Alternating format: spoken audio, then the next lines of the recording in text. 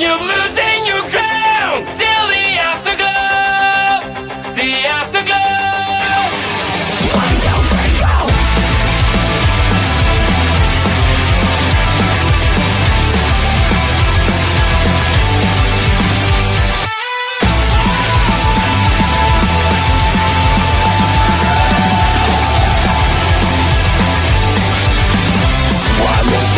Fading away, you look so great when you got shine.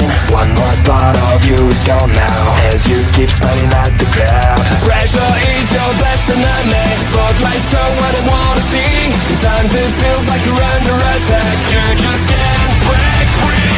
I'll be there when you're down, when you're losing your crown, till the afterglow, the afterglow. I'll be there when you fall, when you're losing.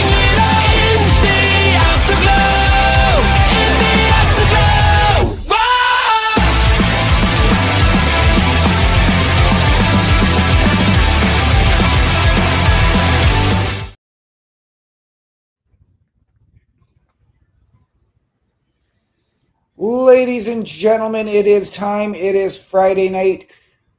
As we are set at our computers, ready for Smackdown from Lexington, Kentucky. We are based here in Sault Ste. Marie, Ontario. I am OMD. He is Chris Best, and welcome to the Smackdown Security Detail. Big show tonight from Lexington, Kentucky, as we have 2 Fatal 4-Way qualifiers for the King and Queen of the Ring tournaments on our set for this evening. How are you tonight, Mr. Best? I'm doing good, and I'm looking at the 2 men's Fatal 4-Ways that are scheduled to go on, and it's just like, ooh, can't wait to see them. But this man here, the man who's walking into our arena right now, Jacob Fatu, I cannot wait to see what he's got to say about what he did to Solo last Saturday. Right? And our Ms. Money in the Bank is in the house. Yes, she is. This is a night full of intrigue, and things are going to get very interesting, I think, very, very quickly. Yeah, I mean, especially with what I put, what today's episode is, Cena's Troubles. John Cena is going to be in the building tonight, and he's going to talk about CM Punk. Yes, but he's probably also going to address the Ron killing us situation as well. Absolutely. And is CM Punk in the building tonight? And that's again why I put him on the thumbnail. He could very well show up. Pete is coming in saying, "Evening, sirs. Evening to you, Leeds." Yes, good to see you, Pete. Always a pleasure to have you here. As we are going to get the recap from what happened this past Saturday in the City of Angels between Worlds Collide and Money in the Bank. Not sure if I would call Los Angeles the City of Angels these days. No.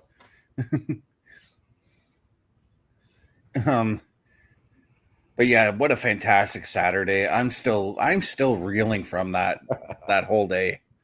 I've gone back and rewatched some of the stuff from from Worlds Collide. Right. I've gone back and not necessarily rewatched Money in the Bank, but just more or less watched clips from it just to kind of relive the moments again.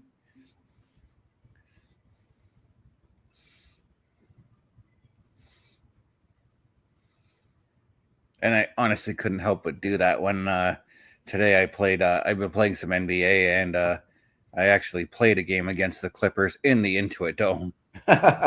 Nice. So does the arena stack up in video game compared to what we see on our TVs?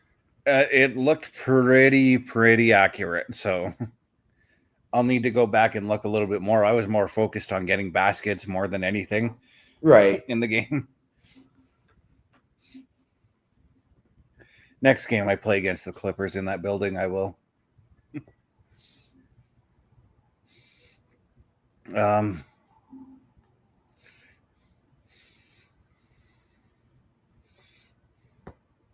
Yeah, we're looking at Lyra Valkyria taking out Becky. Everything that took place on the Saturday night was just phenomenal. It was. It really was. And we have to ask, because the Money in the Bank can go to either show, do we see Seth Rollins and crew tonight?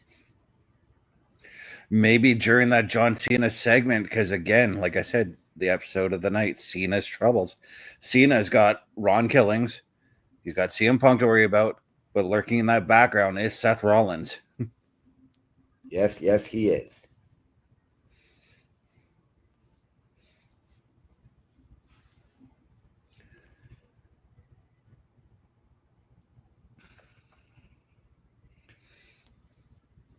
And hell, he's also got the King of the Ring tournament to worry about too.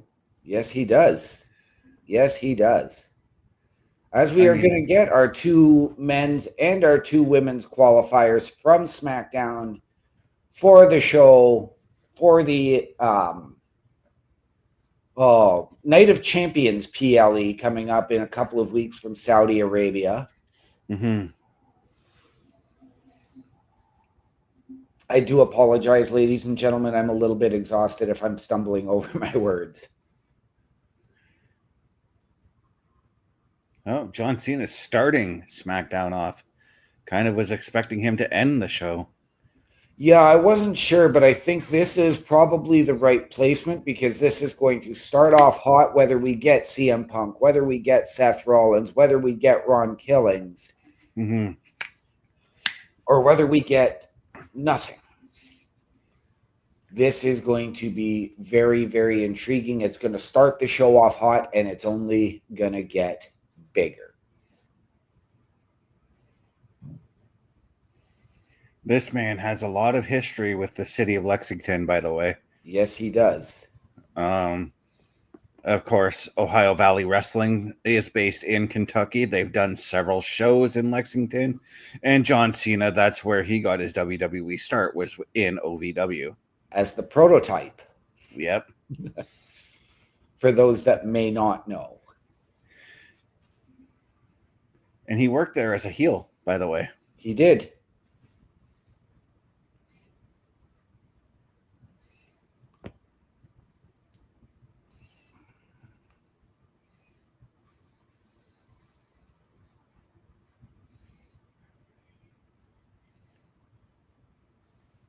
Undisputed WWE Championship match at Night of Champions. Programming note, I'm still uncertain about there being a PLE patrol that afternoon. It is a 1 p.m. show. I would be at work, so I would not be available that day. Mm-hmm.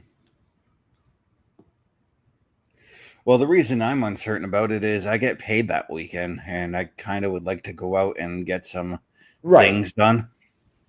But let's not forget, we could always wait until our regularly scheduled programming time to do the PLE patrol. That's actually not a bad idea.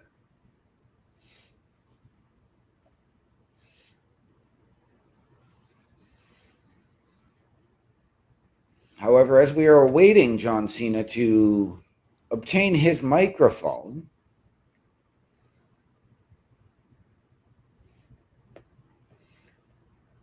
I'm not going to lie, I like the color of that hat. Right? I'm digging the shirt.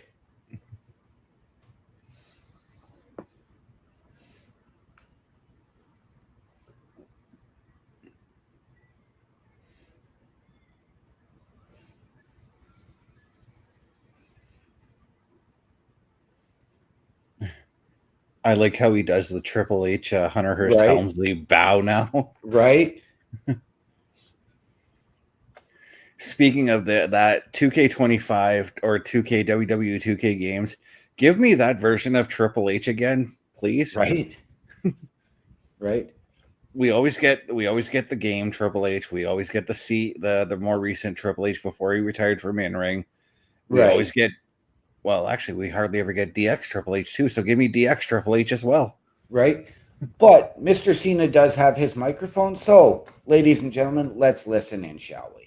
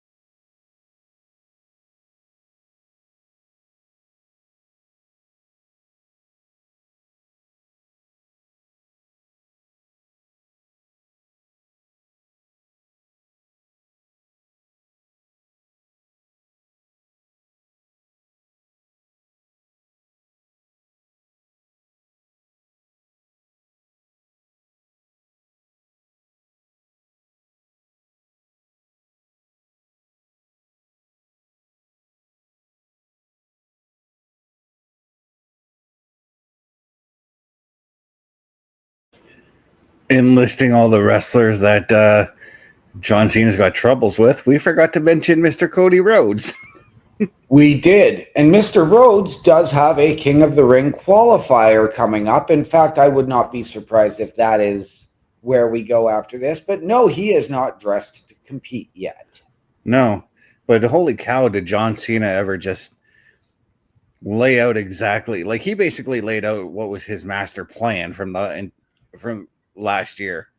Yeah. Laid it out just exactly how he planned everything to a T, essentially.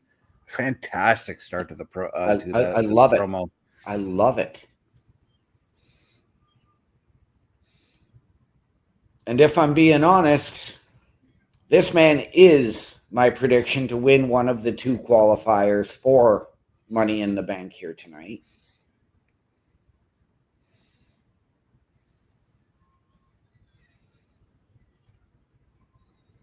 Well, Cody has yet to get his rematch from WrestleMania against John Cena, so he does.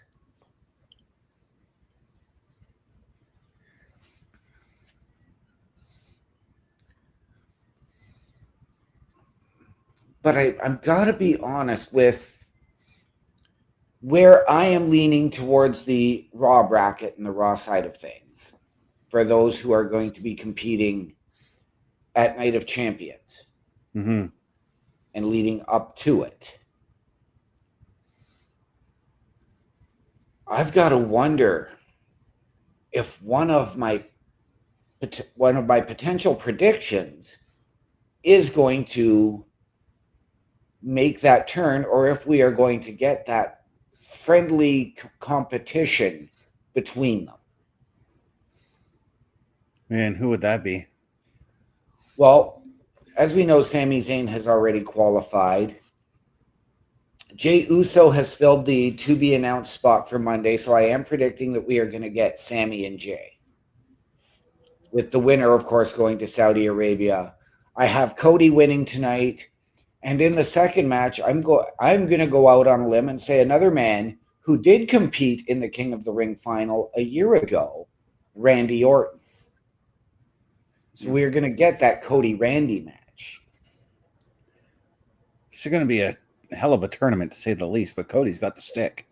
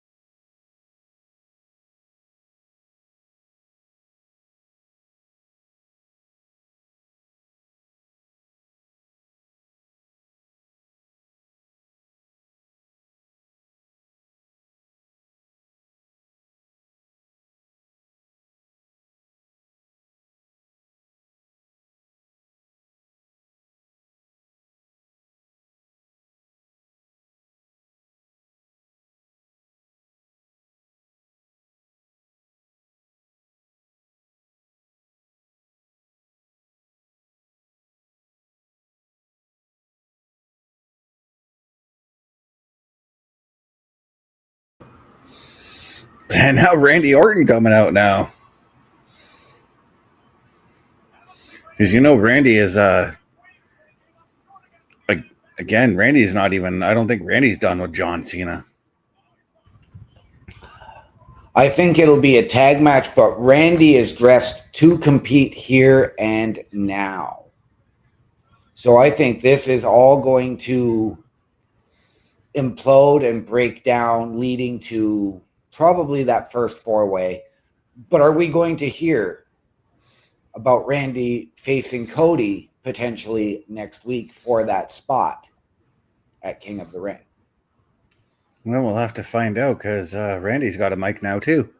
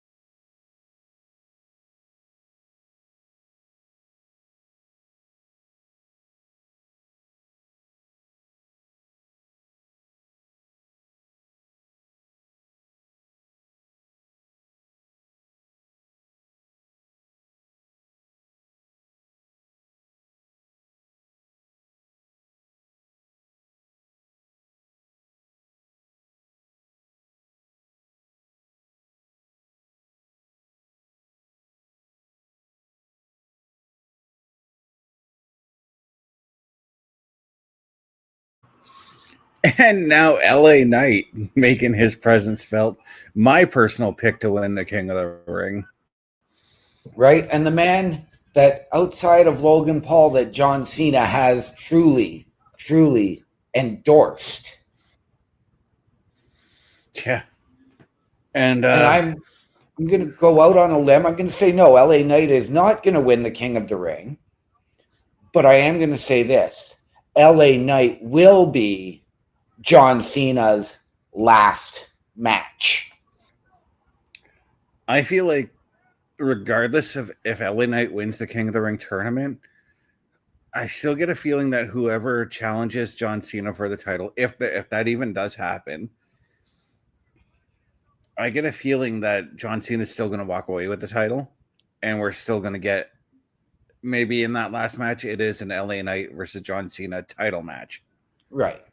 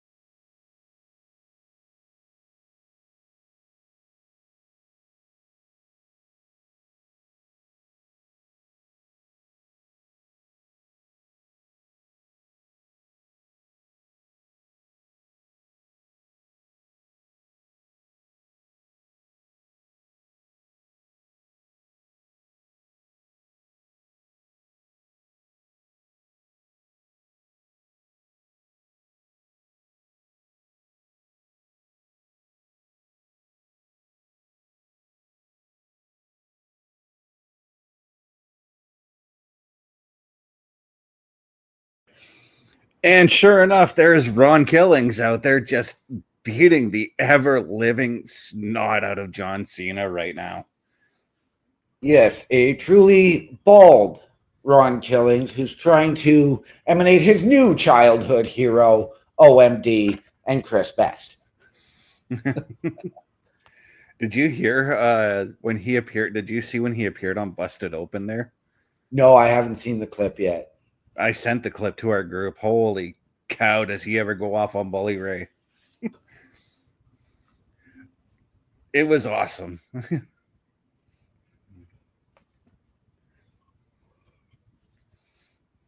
So I do think the fact that we do have Randy Orton and LA Knight in the ring, both dressed to compete, I think that when we come back from this, we are going to go to our first Fatal 4-Way qualifier.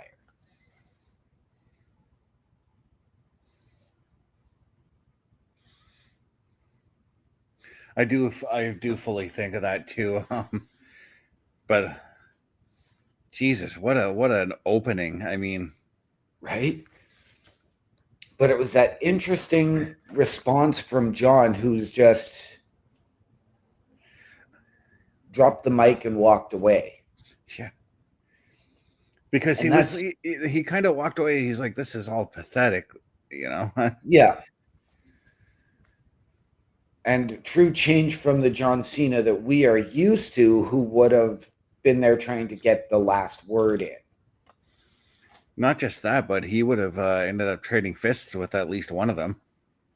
Yep.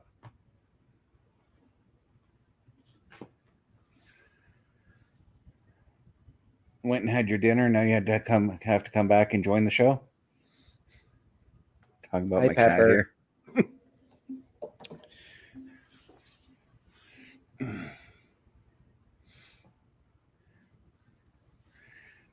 But yeah, I mean, like, I had trouble putting together like the title for this show, and I'm kind of patting myself on the back in my mind right now because holy cow, I never realized just how much trouble Cena has got himself into.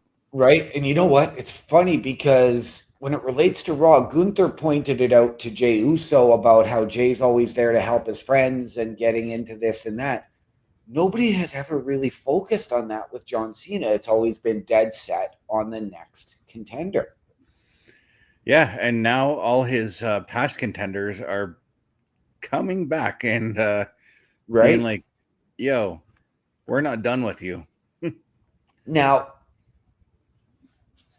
I know that the winner, is it that the winner of the King of the Ring gets a shot at their respective brand, or do they get a shot at the champion of their choosing?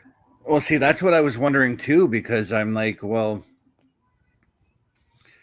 let's just say in the off chance, well, if Jey Uso wins and he chooses, he's probably going to choose Gunther. Right. But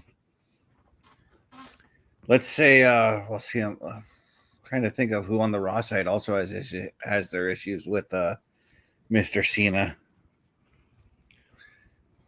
Well, and the reason I was going to suggest that maybe a Jey Uso or a Sami Zayn do challenge John Cena would be that Jey Uso or Sami Zayn, even though the group has gone their own ways, could bring that gold back to the OG bloodline. Mm-hmm. Well, here's the other thing too. I mean, it was Jey Uso who won the Royal Rumble by eliminating John Cena in the last two. Right? So that could be something that John Cena may want to tackle somewhere down the line. Right? So you're looking now, we are building, ladies and gentlemen, to and even beyond SummerSlam. Mm-hmm. And I mean, you're looking at now, like I said, I've got LA Knight as John Cena's last match, but now you could potentially look at a Jey Uso. Mm-hmm. You could potentially look at a Roman Reigns if and when he returns. I get a feeling that that's on the docket somewhere too. I still feel like there's going to be something John Cena related with War Games. And I get the feeling that he's going to do that simply for the fact that that's a match he's never competed in. Right.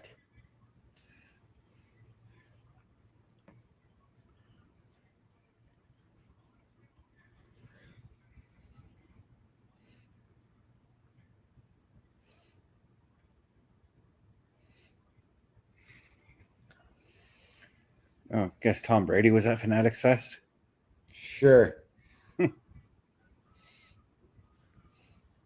Or they were looking at stuff from last year's Fanatics Fest. Yeah.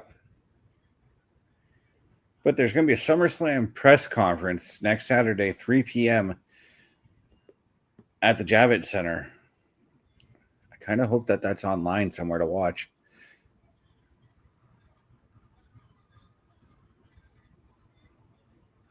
And that makes sense because, well, SummerSlam, they say it's in New York, but actually it's in New Jersey. Yes. Although every time they have advertised it when it was WrestleMania, or you look at a Giants or a Jets football game, it's New York, New Jersey. Mm-hmm.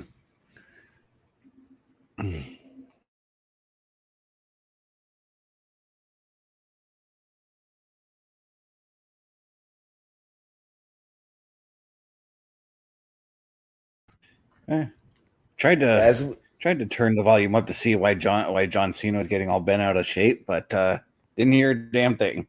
No. And as we predicted, LA Knight and Randy Orton both still in the ring awaiting Carmelo Hayes, who is making his way out now. Yep.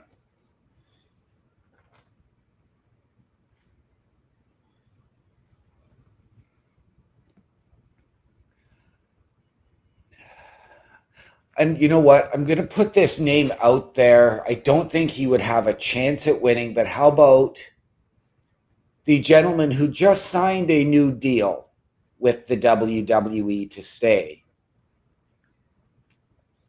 as a potential challenger, or maybe even become an enforcer for John Cena, that being Omos. It'd be interesting. But if I'm going to be completely honest, and I'm not exactly sure why, but I feel like Omos would be a good fit for Mello as we're looking at him. I could see him being that like big ass bodyguard dude because Mello comes across as like a modern day rich NBA player. That's what I think of when I see Mello. You get Mello with Omos. You would have almost have Omos filling that spot that Trick Williams had on NXT. Yeah. And all he would need to do is just stand there, arms crossed, and just look menacing. Right? I would dress him up similar to what Mr. Hughes used to wear. Right. You know, the sunglasses, the suit, everything like that. Yep. And here is a variable in this match. We know that there has been recent history between Aleister Black and LA Knight. And I think that may work against both of those men in this match. Yeah, but let's not forget, there's also history between Mello and Randy Orton, Mello and Aleister Black, Mello and LA Knight. Exactly. So the tying factor in this match is Mello. Right. And for those of you guys who are wondering, conspicuous by his absence, The Miz is not at ringside. That's because he is off in London right now filming American Gladiators. Yes. With some interesting names as well added to that list on the Gladiators side. Is Rico added to that list? Rico is not. However, former WWE superstar Rick Boogs is. I'm happy about that. Very happy about that. As well as superstars from another company. Like who? Like Wardlow. Well, I mean, Wardlow's relations with that other company is not exactly the best right now. Right? And I can't remember. There is another one, but apparently there's also now tensions being created because of it. Well, however, go ahead. LA Knight and Randy Orton are being smart right now. Just watching Milo and Black fight. Right? But no, there's been talk for like, I think it'd be like the better part of like 4 years now where they've been saying that Wardlow is being misused in AEW and that he would be better off in the WWE. He would be.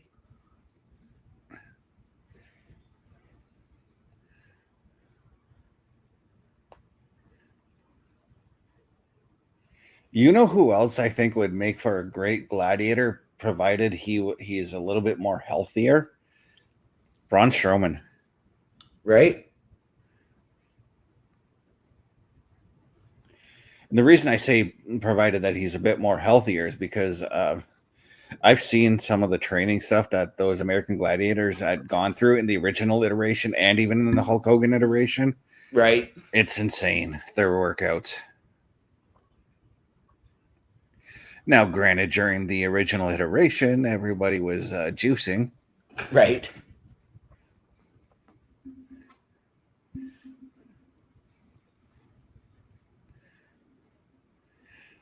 But no, if I wanted to dive into a little bit of the history of American Gladiators, I would ask Rico to come and do an episode or something, you know? Right. I would do like a where are they now with past winners, because Rico won his season. Right. You know who I would love to see go on that show and compete, whether actually as either a gladiator or a competitor? Casey Catanzaro. You read my mind. I 100% want her to be on the show myself.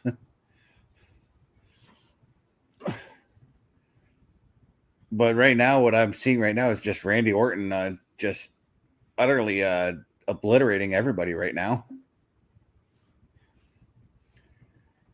Using his expertise, as it were, to stay away from everybody, as was LA Knight, by the way. Right.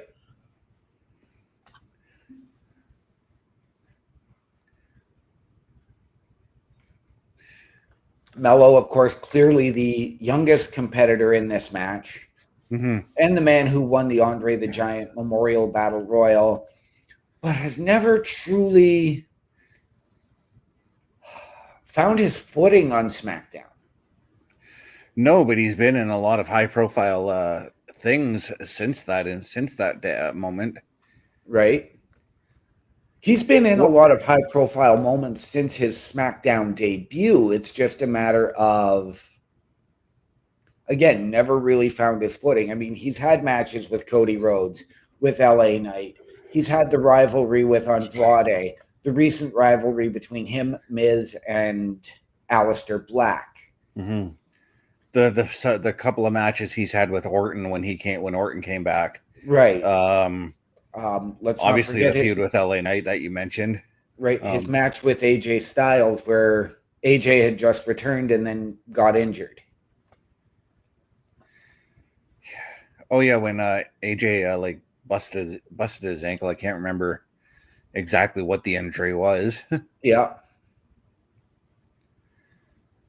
But there's one thing I'm really liking while I'm watching this match is that, yeah, we're getting the two in the ring that are doing the main spots and all that, but we're still getting the other two on the outside, not necessarily resting, as we did see Aleister Black and Mello resting, but they're actually fighting at the same time. Right. But I find it interesting because in a four-way, they actually just called a rope break, which we don't normally see.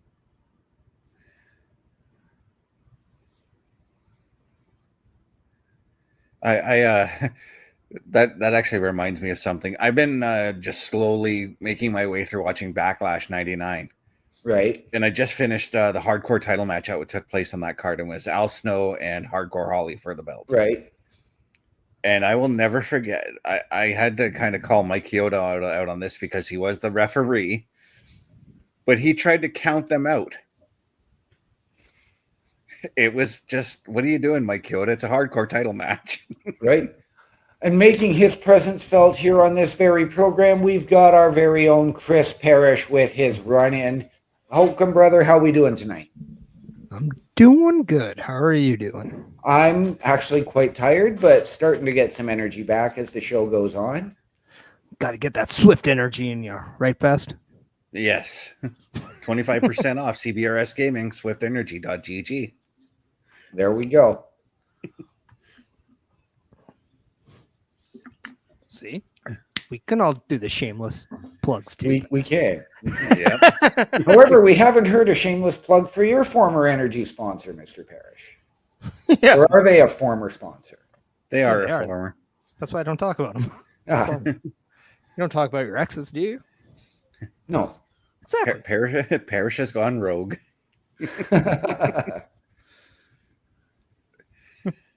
But I tell you what hasn't gone rogue is this fatal 4-way match, though. If they paid me, I would have kept him. Right? What was that? Good product, just. They're just not him, but Carmelo his is. That is true. And him is getting his head knocked right into the announce table.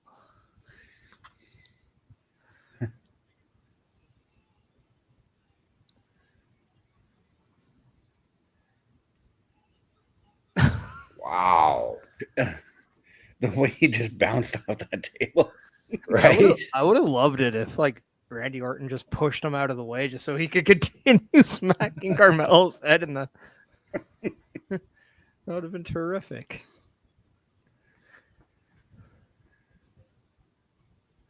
Did you happen to hear or see the opening of the show, Parrish? No. Okay. I was buying beer instead. Absolute fire to start the show. That led into this match. Yeah, but did you get grilled by an 80-year-old about the beer that you bought? Only for I her to did take not. a Bud Light? Yeah.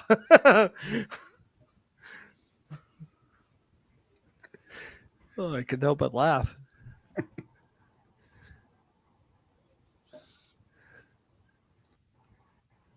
Can't say that's ever happened to me at any beer store I've gone to. It's a first for everything for me.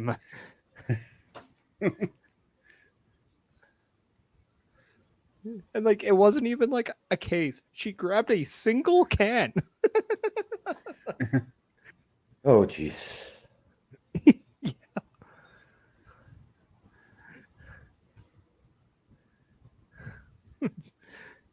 I think the proof is there. Taste does go when you get older. And in this case, the proof is in the beer. It's in the hops and the barley. Speaking of hops, LA Knight just hopped off that top rope. He might have been pushed though. And what a frog splash from Mello, Speaking of hops, right?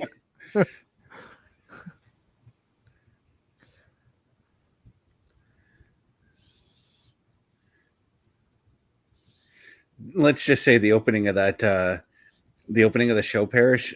I'm glad I titled the show what I titled it. I'm still surprised you didn't do a Friday the 13th pun. Wasn't thinking about that. I could have done it actually in a Friday the 13th font now that I think about it. Coulda, woulda, shoulda. Yep. Eh.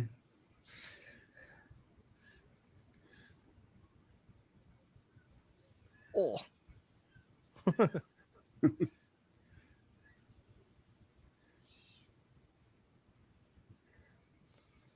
All right.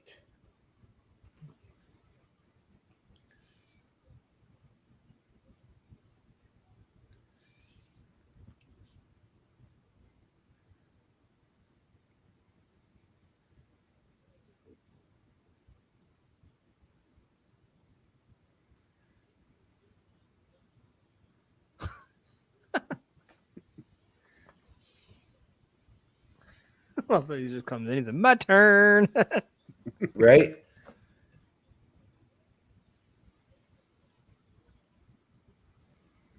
Oh, I was going to say, are we going to get the throwback to the...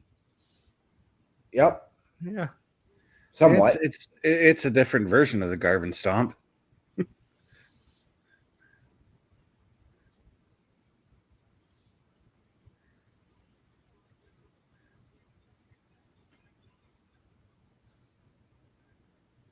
That poor announce table. I think it should win the King of the Ring now.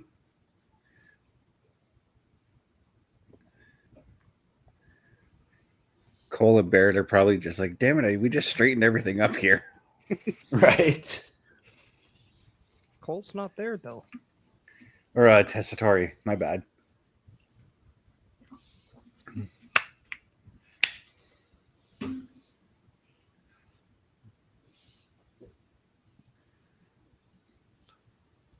So who do you guys have winning this match?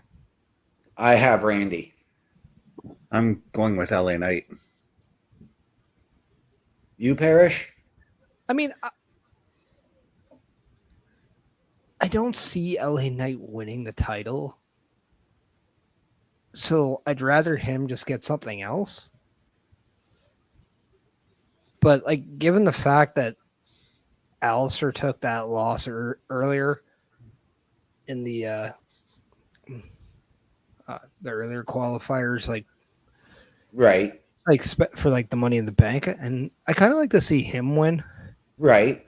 But I wouldn't mind seeing Carmelo because I do think this is a very babyface heavy tournament. Right.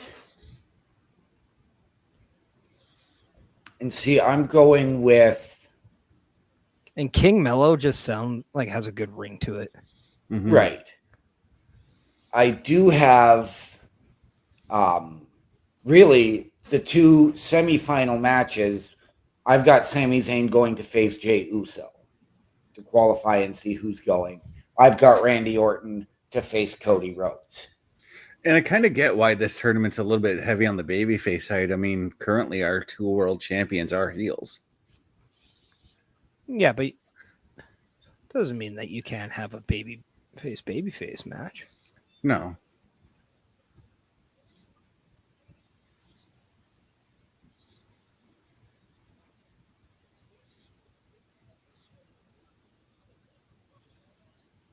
But at the same time, by SummerSlam, we might not have heel champions. This Right? is true. I mean, for all we know, Punk could win in Saudi. So Yes. For all we know, we could see Seth try to cash in. Right? We might see chicanery. We just never know. We might even see somebody win the title in his reported retirement match on Saturday, July the 12th. Yeah, Goldberg won't win it. I yeah. hope not.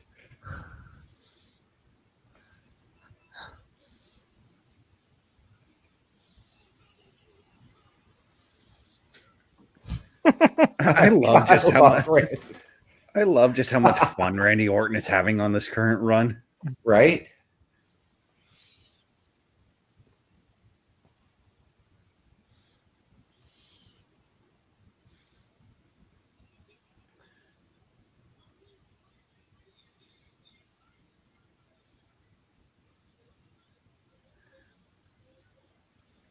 Oh, wow. That was a cool Love spot. it.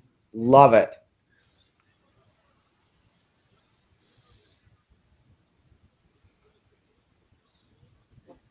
Just saying, could have hit the parachute neck breaker. That would have been over. But nope, he just had to hit a regular neck breaker.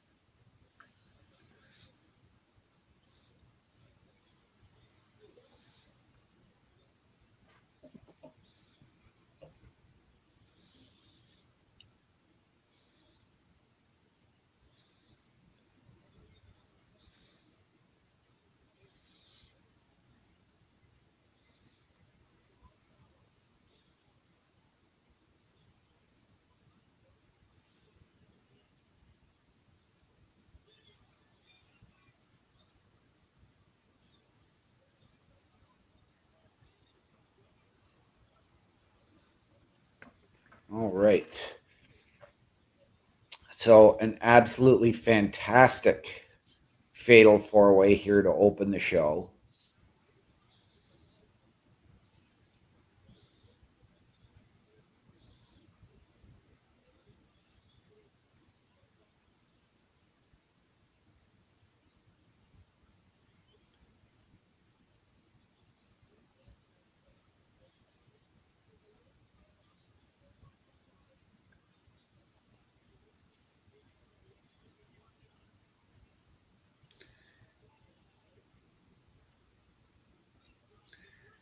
Oh, Bronson Reed.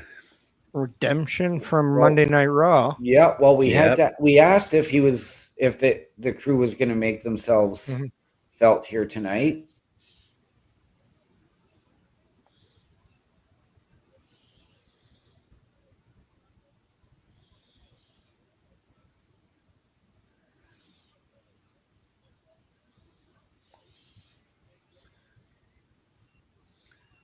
Oh, Oh, man.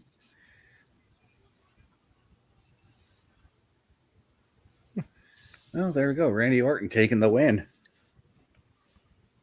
Not He gonna did. lie, I don't understand why. Why does he need this? I don't think he needs it, but I mean, he was in the final last year and it was never a decisive loss. Hey, the referee's decision was final. I know. Therefore, it was a final decision. But at the same time, though, But this is just building somebody else to truly, I think this is going to really be what propels LA Knight into the title picture, whether it's against Seth Rollins, whether it's against John Cena. But how in the hell does Carmelo Hayes not notice Randy Orton right freaking there?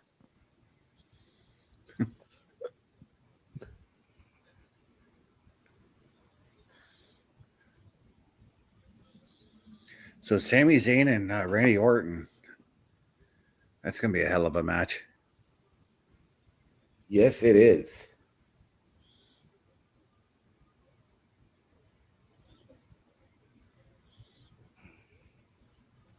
Good evening, Pete. How are we doing today? Okay, somebody get that kid a shirt. Right?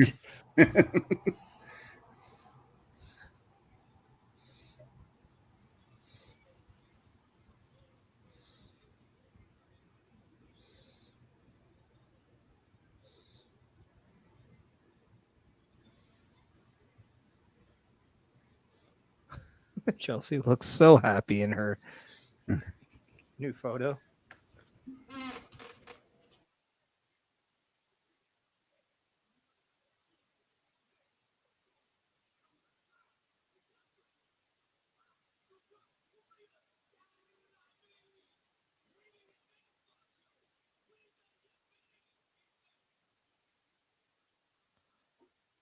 As we will get Jacob Fatu when the show comes back from its And advertisement. Parrish, while we're at it, you can do your ad read because it is time for that patented OMD locker room visit. Oh, terrific. Well, everyone, as you see right above us, is a great graphic that says locker room visit. This could mean many things. But just like feces must be leaving the body of OMD, just like Mitch Marner leaving the Leafs. That's right. But what you need to be leaving for, you need to be leaving to go to carlcarafel.redbubble.com. Why? Because it's better you buy this shit than deal with OMDs. So please go to carlcarafel.redbubble.com because you can get a plethora of all the merchandise all over the shop. You can get not only the locker room visit, you can get a Bubba Deuce. You can get multiple different shirts, like a Run in Parish, like a Tinkle Towers. You can even get multiple other aspects. It doesn't have to be a shirt. It could be a hat. It could be a sticker. It could be a mug. It could be whatever you desire at carlcarafel.redbubble.com. Please, whatever you do, go to that website and make a splash. Just don't fall in. As we all know that OMD has a tendency of falling in because he is not someone who likes to put the toilet seat down. So whatever you do, double down and go to carlcarafel.redbubble.com today. You will be pleasantly surprised. And once you get everything, you'll be pleasantly relieved. Just like OMD, as he is bound to come back any time now.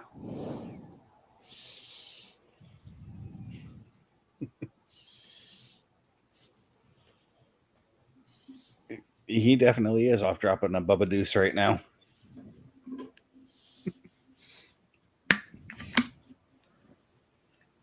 Pete, I I hope you did not fall in. Oh, there we go. See? See, and I was actually trying to alert you that I was returning. Mr. Best, as we were discussing earlier about American Gladiators and who was competing, the other one from the other company is Camille.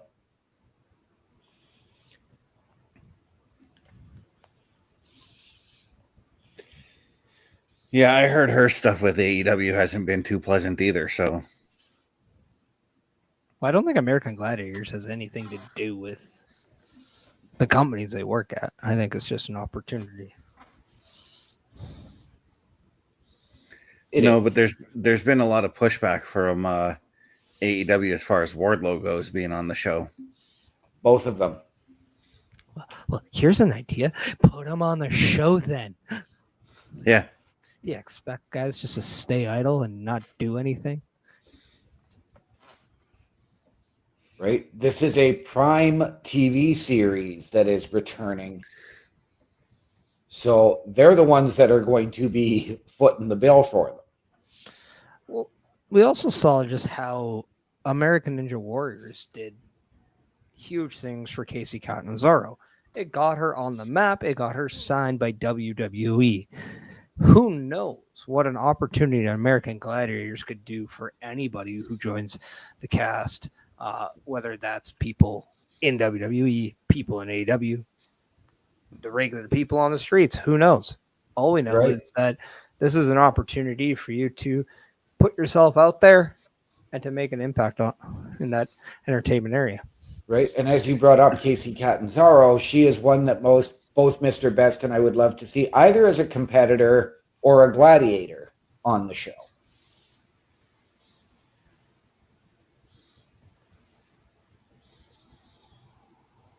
I mean, we pointed out also several times when it comes to American gladiators. I can speak English, I promise. I speak Canadian English.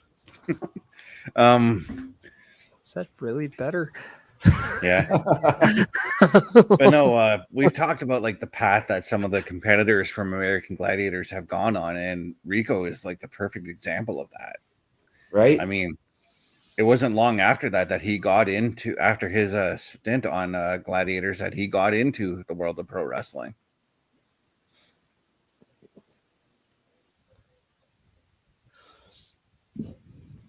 But speaking of a gladiator of sorts, Jacob Fatu has made his way into the ring as we get a little bit of a flashback to the words Solo Sikoa said to one JC Mateo, which he did not expect Jacob to hear.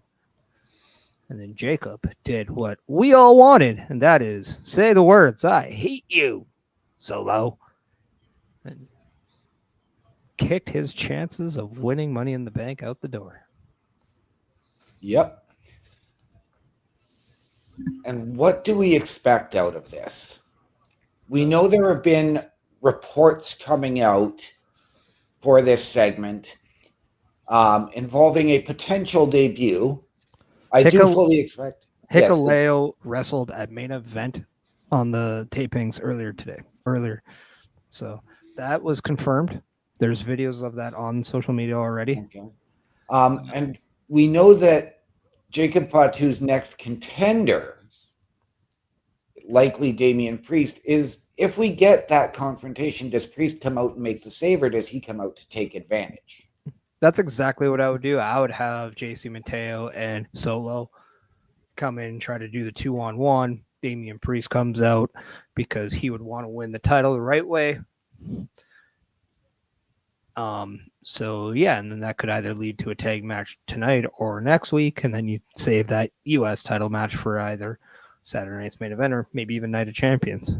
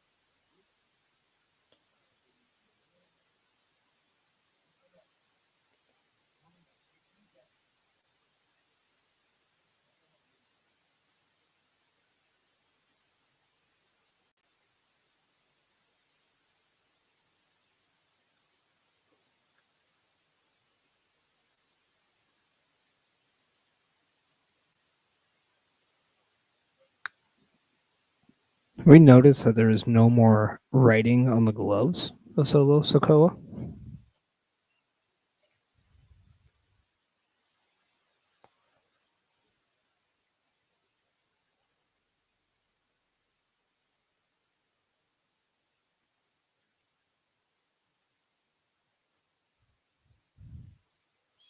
Okay, I'm going to say this. JC Mateo totally looks like Hurricane's partner, if you know what I mean.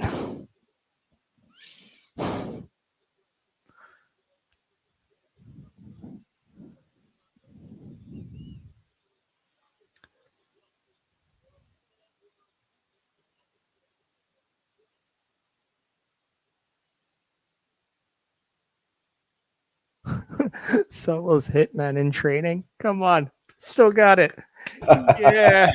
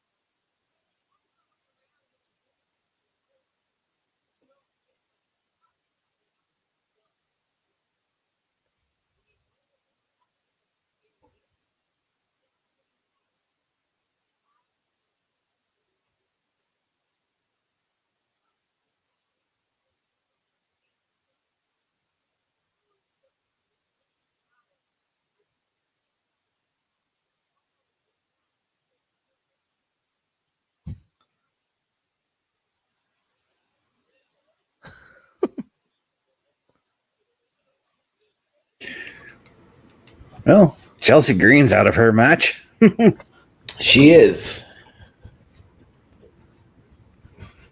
Just out of curiosity, why couldn't they have done that segment before the match starting?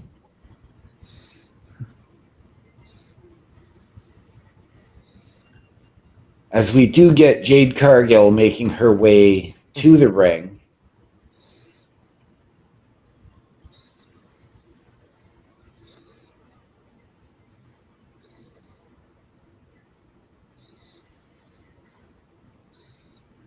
I could see Jade taking this tournament.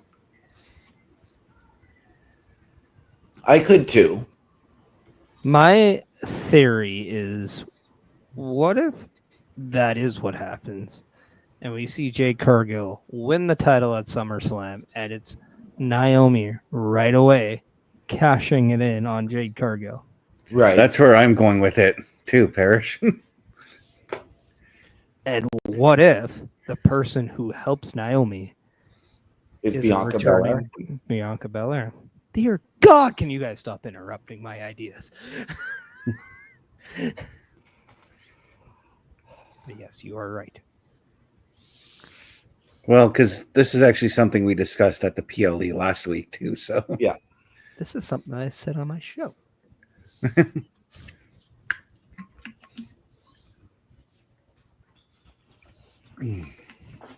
Now, we were asking Parrish, is it for the winners of the King and Queen of the Ring, is it for their respective brand that they get the title match at SummerSlam, or can they choose which champion they want to face? I don't think they specified, but I think the assumption is you'll go with your brand's champion. Okay. because that's what they did last year, right? Yes, because Gunther faced Damian Priest and beat him at SummerSlam, while we saw Nia Jax go on and who did Nia Jax defeat? Bailey. That's right. Her respective brand's champion. I do not remember that match.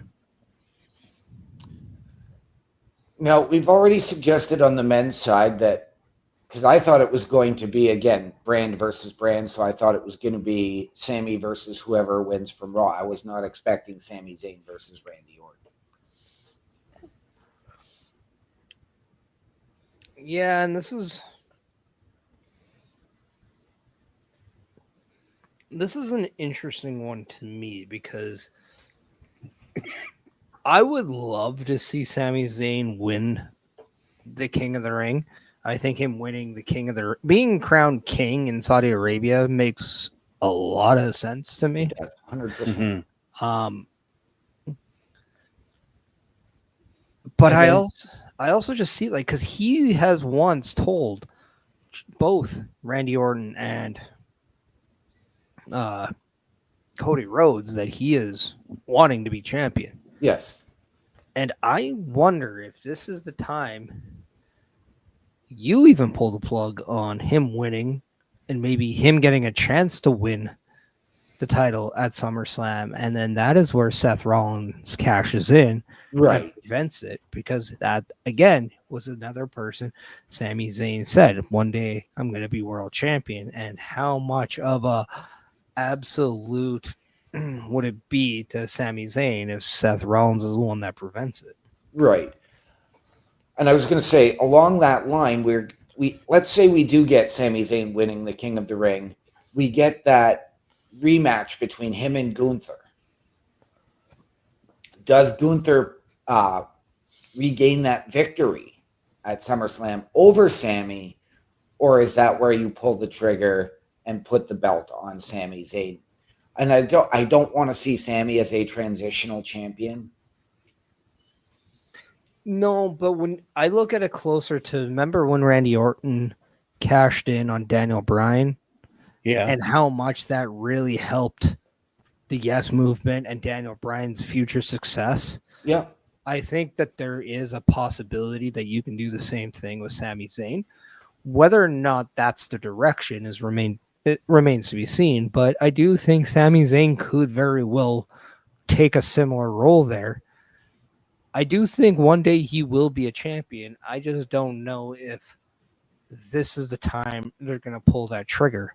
Because Right. I know with John Cena's retirement year, there's few opportunities to do certain things. Right. I don't see Randy Orton and John Cena again. No. I don't know if we're going to do Cody Rhodes and John Cena this way, but because I mean you could, but I don't want to see a main guy win King of the Ring or Queen of the Ring this year. I'm going to be honest with you and I said this earlier on the show, I do believe that it will be LA Knight as John Cena's last match.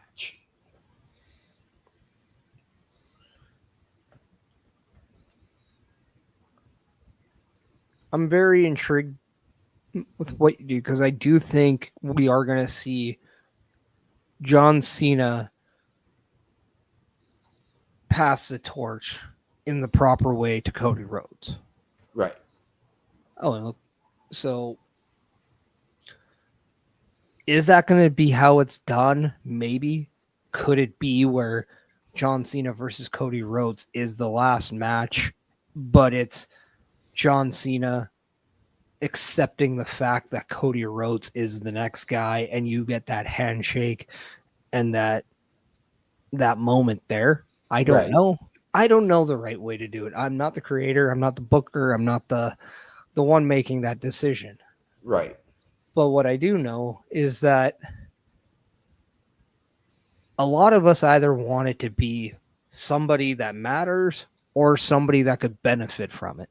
Yeah. And I think you can always have a say of who's who when that comes to be, because you have the opportunity to do a lot of firsts, but you also have the opportunity to do a lot of lasts. Right. And I mean, I did suggest, like, You could get that Sami Zayn. Do we see, and I suggested this one earlier as well, Jey Uso become that guy, and maybe, even though they're doing their own separate thing, be that guy to reunite the OG bloodline? I think the bloodline is dead. They are. Like, they've even said that they've been broken up, but it's also that, Jimmy's doing his own thing, Roman's here, there, wherever, whenever. Sammy's doing his thing, but you could always come back to it if you need to, especially if Tama Tonga, Tongaloa, and Hikuleo, if they side with Solo. And Jacob needs somebody. What a back and forth right now we're getting with Michin and Jade Cargill in the ring right now.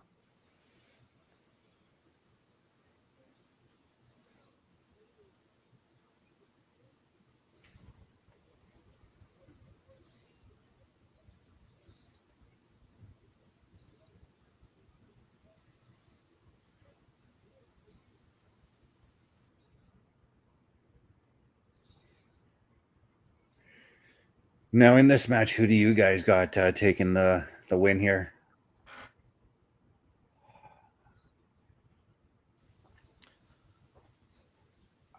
I think in this one you have to really go with Jade now to establish her as a singles competitor. And really pull her away from that tag team with Bianca Belair, the Naomi situation. But I would not be opposed to the idea of a Piper Niven winning. If your idea is to eventually have Jay Cargill and Charlotte, you very well could do that in the finals. Mm-hmm. Yeah.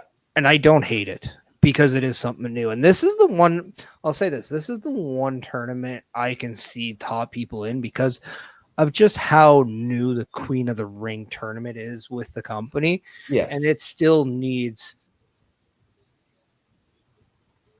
some recognition on the name value, right? So I could see that. But then there's also part of me that would like to see somebody like Michin, who went to the finals of the Women's United States tournament, lost to Chelsea Green, had multiple opportunities, couldn't because they were trying to establish Chelsea Green as that champion. So at what point does Michin ever get that opportunity? This very well could be it, and I wouldn't hate it either. Right. No, I wouldn't either. And again, I got to put it out there. I mean, I wouldn't be opposed, like if they went to a Raw versus Raw, SmackDown versus SmackDown, and you maybe give Piper Niven or an Alba Fire that push. We know they have great history, great chemistry. Do you want to get that iron sharpens iron type match to go to the final? You could, but that's also an opportunity you can have with a female tag team and help with that division. Mm-hmm. So I don't know.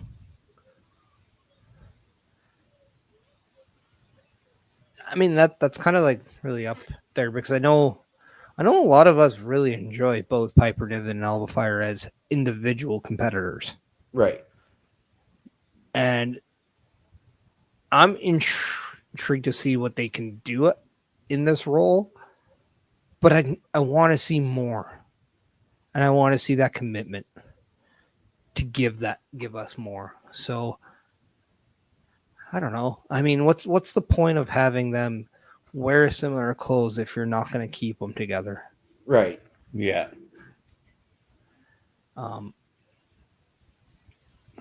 I will say, would anybody hate Nia Jax going back to back? That's the one thing I was thinking about. I'm like, it'd be an interesting concept to see how she is if she got eliminated in this match here. But I'm also intrigued to see how she would do it if she went back to back and won the Queen of the Ring 2 years in a row. Right.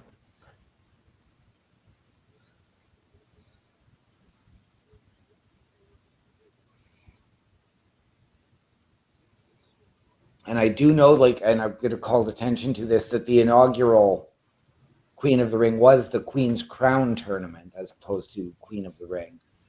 And then last year was the second. I mean, you could say that, but when it's a different name, it's hard to.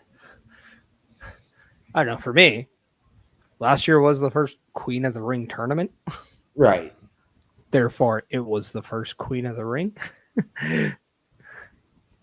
they still said Zelina Vega was your Queen's Crown tournament champion.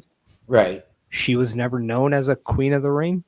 So if they want to say it's part of the history and say it was just renamed, sure.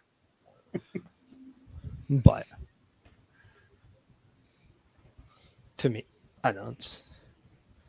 It's just very unfortunate that they couldn't get the trademark to Queen of the Ring when the Queen's Crown tournament was going on. Right.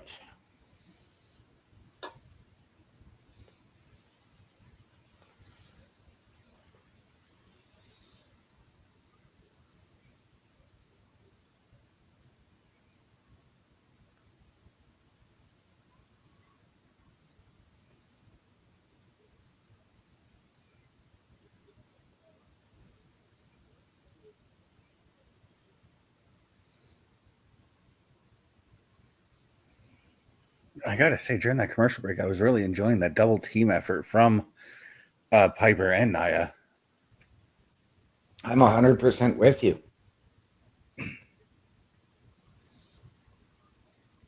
Oh.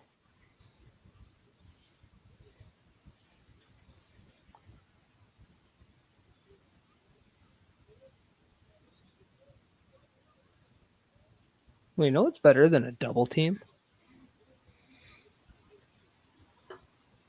Exactly what we have, a four-way. So how about if he just pops in, we have ourselves a four-way. Right?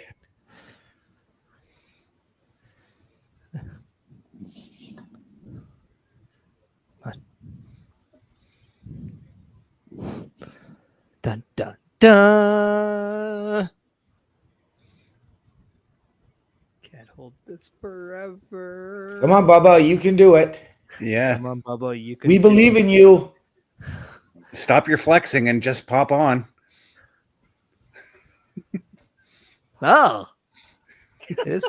That was totally not the thing to be saying, but okay. We were giving you the Iggy a long time ago, brother. Yeah, right?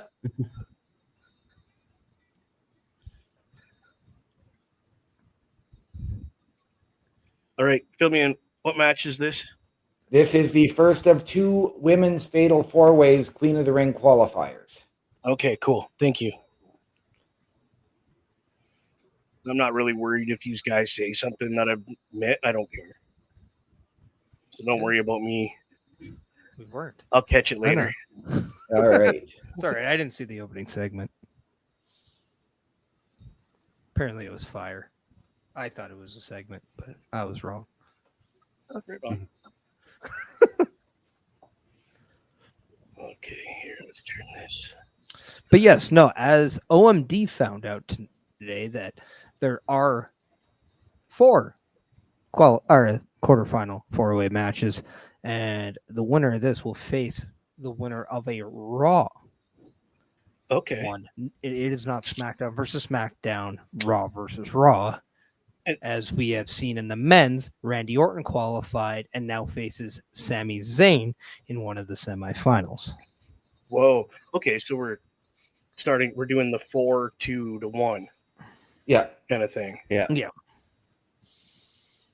And I'm not going to lie, and I'll point this to everyone here. I don't hate the idea of the fatal four-way matches. I know it's something that we've been seeing lately with triple threat matches for number one contenders. It's a great way to add and not do a battle royal or things like that. Whoa. Now, I am going to be honest in saying that I am a bigger fan, especially when it comes to one of these tournaments, of going back to the one night. Yes. I just don't think that we're ever going to get that. No. So I think this is a healthy alternative.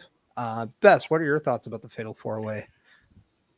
I like it because it showcases everybody and presents them all as legitimate contenders, regardless of whether or not we think they could actually take it or not. It's a great way to showcase each of your division. And one aspect too that I think is we get time on matches now, whether it's Raw or SmackDown. So it's not like these are throwaway matches. No. These aren't like the 3 to 4 minute matches that you may be seeing in years past. These are competitive matches that are given time, and we actually get emotionally invested in the competition of each competitor. And I think that's something that really builds your intrigue level and your interest level for everyone involved. It was only a matter of time before that happened. Yep. I expected that to go the other way, personally. Well, but Nia's a woman who likes to do things on her own, so Yep. Very much, yes.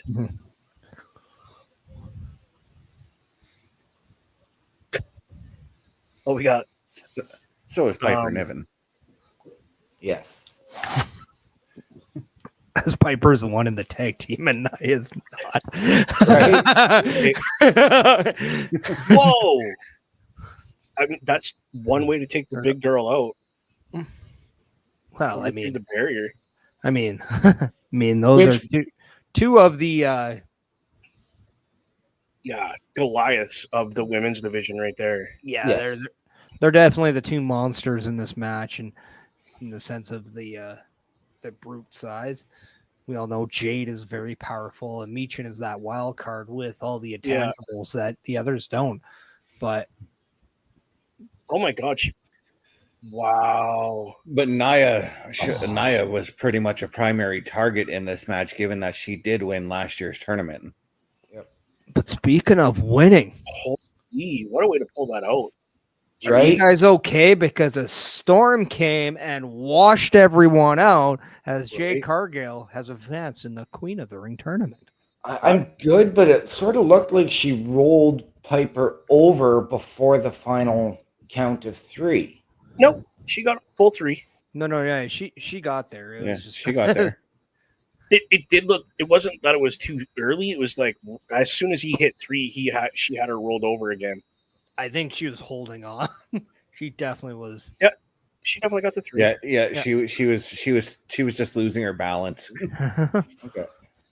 Oh, Perez made the first. Okay. Yeah, we saw that. Yeah. You weren't. I missed Rob, boys. Sorry. It's been a long week. I'm gonna miss Rob again this week. Sorry. Oh, don't be sorry. I'm not upset about that though. Perez and. It's a fresh match. Wow. And it gives you a complete, like, styles attract matches, right? Like, they always say that. And the style of Roxanne Perez versus the style of Jade Cargill, now that is something that has all, like, intangibles to be a good match. Yeah, it does. So if I get this correct now, we're having a Raw person against a SmackDown to go to the final. Yep. And a Raw and a SmackDown person to go to the final to face off at what pay-per-view? Night of Champions. Night of Champions. Okay. Yes. And once again, winners of these 2 matches will get the opportunity to challenge for the world title, we assume based on last year, on their own brand's champion at SummerSlam. Yes. That is... Holy. Yeah, so that, just like last year, same thing. We assume it's for your own brands because nothing has been specified, but it's the assumption based off last year that we. And that's June 28th. Okay. Mm-hmm. Sorry, I know that was loud. I just see Night of Champions Saturday, June 1 p.m. Eastern too. 1 p.m. That's, dude, I might be able to catch that. It's in Saudi Arabia, dude. Yeah. Oh yeah, they moved it. Yeah, right. Yeah. Because Crown Jewel is. You guys now got to deal with the time zones. Now you all know my pain. Right. We really don't, because we discussed the idea of doing it at doing a PLE at 8 p.m. That night. Well, I'm watching on real time. I know it. I mean, I'm not gonna lie. If I can catch it, it's gonna be at 1 p.m. I'm sorry, because I might be working that night, right? So I'll get up and catch it and then go to work. Right. I'm pretty impressed though that they're doing it where it's 4 people SmackDown, 4 people Raw. One person that makes it is facing the person that makes it from the other brand to face whoever makes it from the other. That's pretty. I like that breakdown. It keeps it. You know, you guys were talking about this as I came in, but that keeps this so interesting and makes me want to watch it. Right. Because we got Jade Cargill now facing Roxanne Perez. Mhm. Who's gonna make it for the other one? Like that's Well, we're gonna have to find out a little later on when the second Yes. match happens. but Right. that's what I'm saying. Like I can't wait to get to that match now because I'm like, ooh, I want to see who's gonna win it. Alexa Bliss, Alba Fire, I believe Bianca Belair. I can't remember. And No, Charlotte. it's short. No, Bianca Belair is not in it. Oh. Isn't it Charlotte that is in though for sure? Yep. Charlotte, Alexa, Alba Fire, and blank. Did you say and blank? I did. Because he's drawing a Because blank. I on am who that drawing a fourth blank. woman is. Exactly. I love it. At least No, you're honest about it. You're like, I don't know. So the word going on around Bianca Belair is that she is not gonna be available anytime soon, and she may miss the Evolution PLE. Really? No, because she's hurt or prior engagements. I don't know. Okay. I'm sure that it's probably closer to her being hurt, but I'm not too sure. Like that part of the information wasn't there, and I don't know how legit it is. It is just something that has been going around on social Right. media. So, yeah, Because we got Jade returning a few weeks ago to say that she was ready to come back from her broken fingers or broken hand after that she sustained at WrestleMania to vanish again. I do know that her and her husband are doing the reality show. So that this might be part of the filming process. I don't know. Right. It could also explain why we don't see the Street Profits as much. Yeah, and the woman you have forgotten, OMD, is Candice LeRae. Candice LeRae, yeah. I knew. I just really wanted to see you struggle. I'm not gonna lie. Bubba has it looks like he has a question to ask her. He was caught off guard by something. No, just Cody's podcast. I didn't realize he was doing one. Oh yeah, he's been doing this one a bit. He just kind of has a one-on-one sit down with people. They kind of have a weekly vodka inspired drink, and then that one was really good. I watched it the other day, so it's definitely one to check out. Also, Pete says hello to you, Bubba. Are the crowns the same ones that they had last year? Or are these redesigned a bit? Same ones. Bubba subtly says hi back to you, Pete. Yeah. Oh, sorry, Pete. Hey, buddy, I'm it's got my attention right now because I'm like, what is going on? Mm-hmm. Bubba's reality right now has the 5-second delay. You got to give me a minute. I'm kind of slow. As we do have Ms. Money in the Bank Naomi making her way into the ring. All I'm going to say is I'm effing happy Naomi won this. If there's one person that kind of got the backseat to some storylines, had all the attention from when she left TNA to come to WWE, I am so happy that it's her. She has stepped up her game. She has reinvented herself. And I'm so happy that Naomi has this opportunity. I'm liking the whole heel Naomi. Be honest with you, I am. I'm enjoying it. So different. I love the Razor Ramon throwback. Little shout out right there, eh? Yeah. whether it is or not, but come on, you got to see the razor blades there. And when you think razor blades, you got to think the bad guy. Yeah. Even her boots matched this time.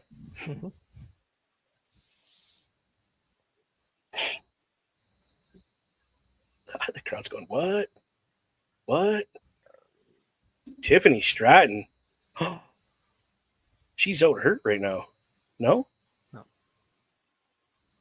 Who am I thinking of then? I don't know.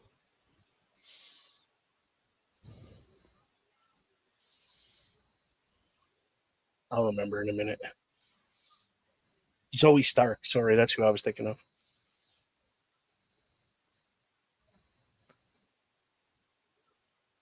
Yeah, buddy. It's Tiffy time.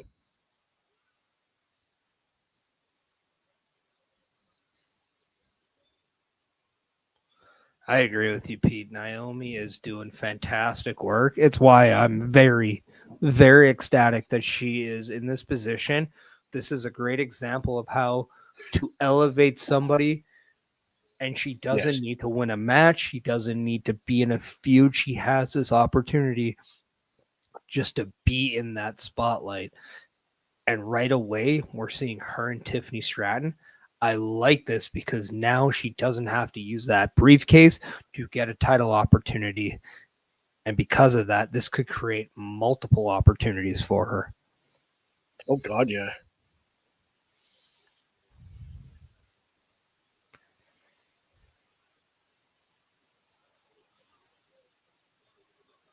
I wonder if Naomi's going to, like everybody else, modify that case to suit her character.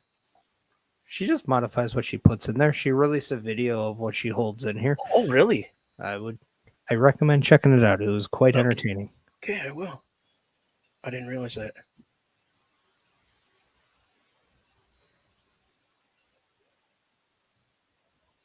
Uh-oh.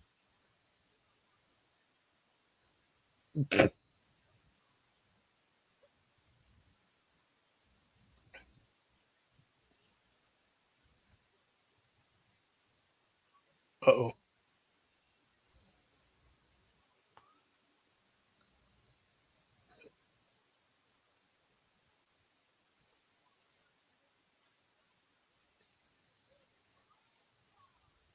I mean, I would laugh if she did it right now and actually won the title, to be honest with you.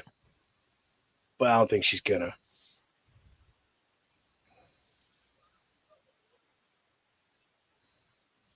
Hey, leave my name out of your mouth.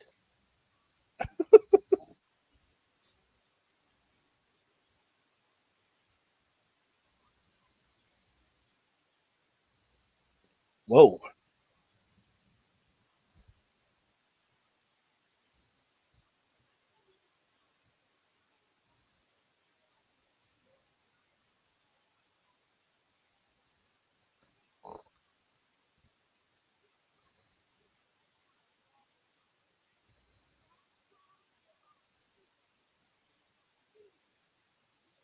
Wow. That was cool.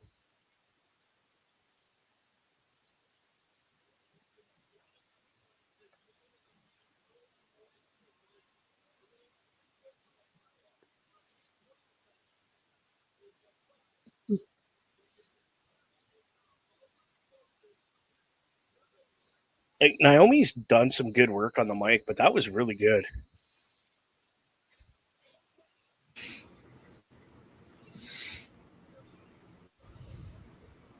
Oh, I didn't even expect Nia Jax to show up. No. Tiffany's necklace broke. No, but is this not going to be like a foreshadow of Nia doing some dirty work for Naomi? Right. I mean, they are family related through marriage. Yeah, they're family. So, I mean, I could see that. Oh, God. Such a devastating move.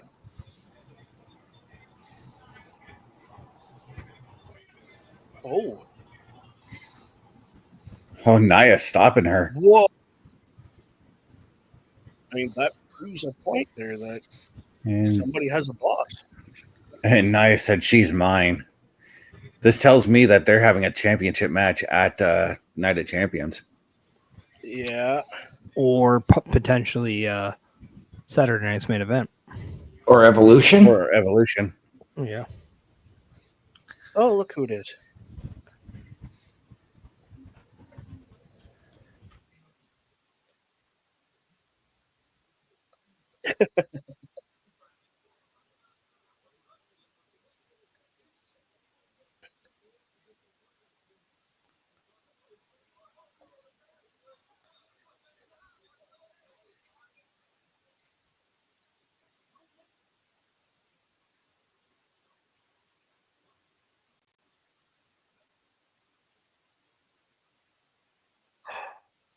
What? Oh, yeah, buddy. Gotta love Gargano and Champa just not wanting any of it. Right, just passing the Yeah. buck as fast as they can. Wow. Did they get new music? I know OMD's lips are moving, but I don't hear a word that he's saying. Since they debuted in WWE, they've had new music. It's always been. I never really seen them walking out. They've always been in the ring already, so that's really upbeat, get you kind of music. I didn't get to hear who they're facing, but The Wyatt Six.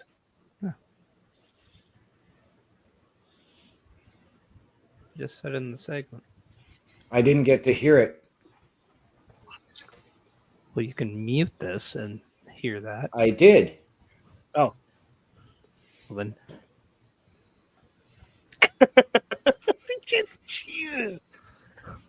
don't worry. We'll have him set up soon enough where he has it hooked up through his computer. that's what I do when this one keeps rumbling along when I'm trying to watch the weather game.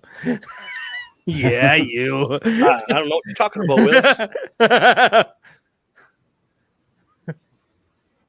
I have no idea what you're talking about.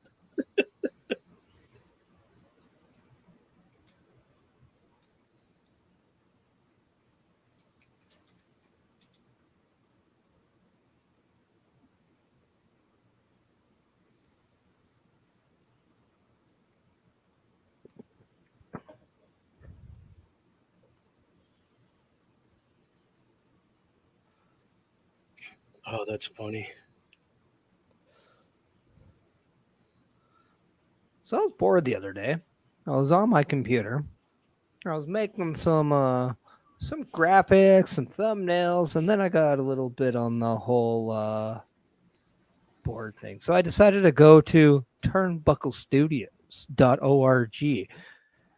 And I was just enthralled by all the information that was on there. I got to know a little bit more about everyone that you see on here, including Carl Carafell, the owner of Turnbuckle Studios. But then I got to know a little bit more about the Turnbuckle affiliation program, got to see all the latest episodes of the shows. But if you guys need to know what we see on that episode, well, let me check out or show you guys what you could see every week through the Turnbuckle affiliation program.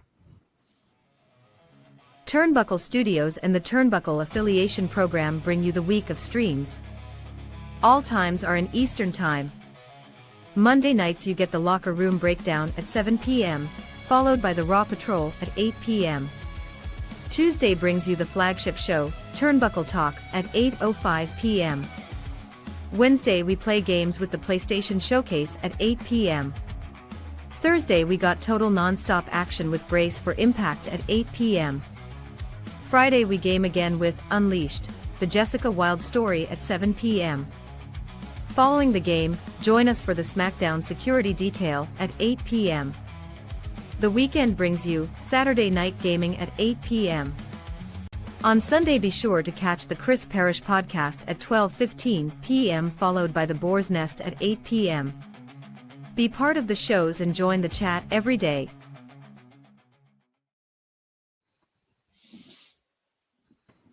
So make sure you guys are checking out turnbucklestudios.org. It's the home of the Turnbuckle Affiliation Program on that interweb. So, if you want any more questions, if you have any concerns, or if you have any inquiries, please check that out and go email Turnbuckle Studios today. Yeah, I'm pretty sure that's what OMD is doing right now. That, or he's trying to find out who the Motor City Machine Guns are facing. No, it was actually my boss had texted, so I had to respond.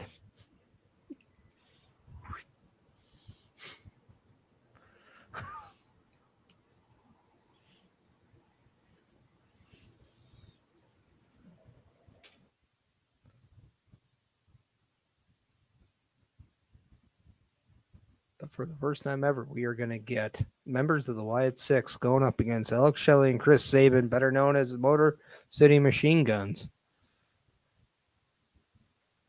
Who is actually going to be in the ring competing out of this? Probably Casey and Rowan. You think so? I was going to say, I figure it's Gacy and Loomis. What if they throw a monkey wrench and it's Eric and Uncle Howdy? Well, I think the graphics showed Gacy and Rowan's masks. Oh, did it? I didn't see Yeah. the graphic. I'm sorry. I did. It was me. It was me all along.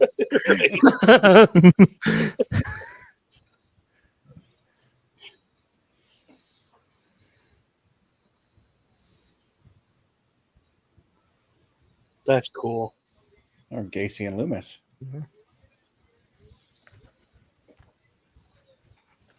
Yes, OMD, you were right about something. Pat I yourself on the was. back. I mean, he First time for everything. Right? coming from the guy who did not know they were wrestling.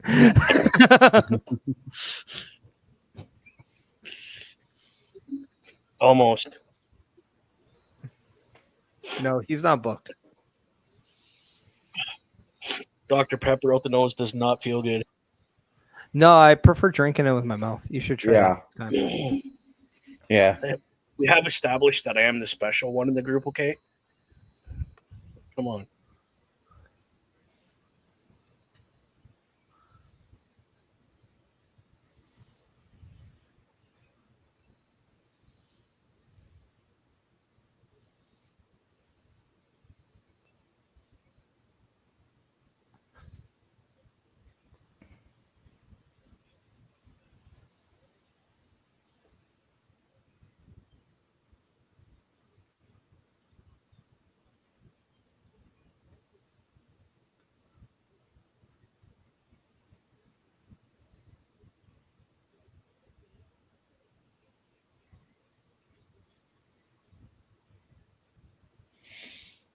It's been forever since Gacy's been in the ring, and I kind of forgot just how athletic this dude is.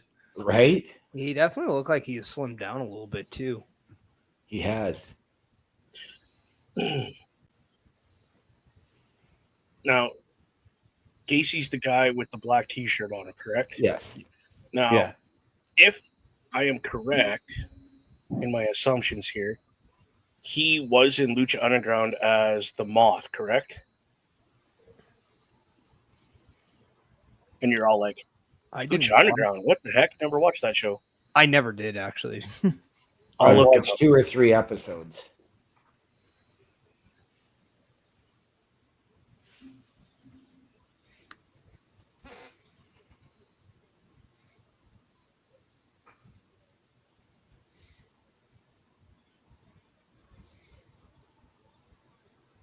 I'll look it up.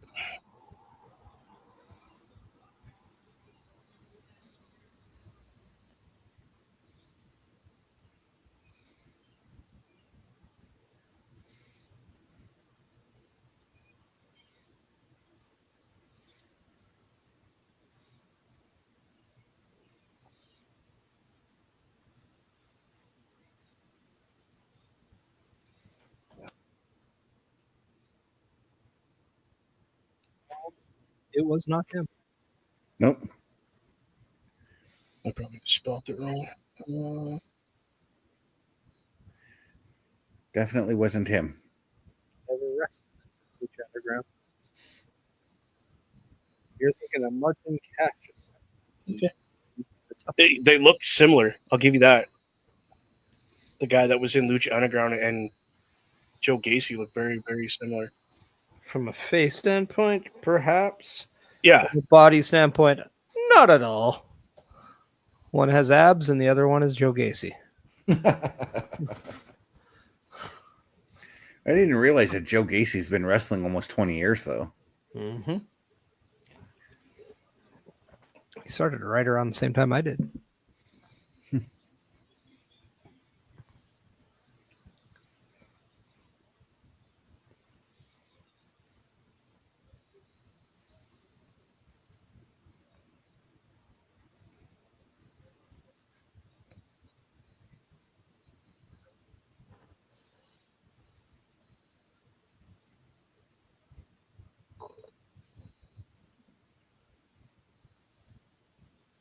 Ooh, a Rolling Thunder there by Dexter Loomis. Yep. I like the way Joe Gacy just that. Sure.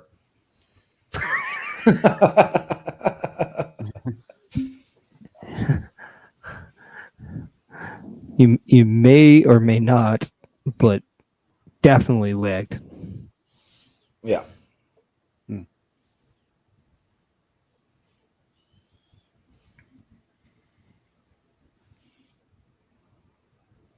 And I forgot just how good Dexter Loomis truly is in the ring. I think a lot of people do, just based off the characters he always seems to play.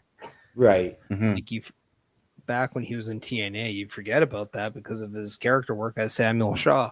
Right. And Yeah. he was in NXT, you forget about that because of the similar character he played as, well, Dexter Loomis, but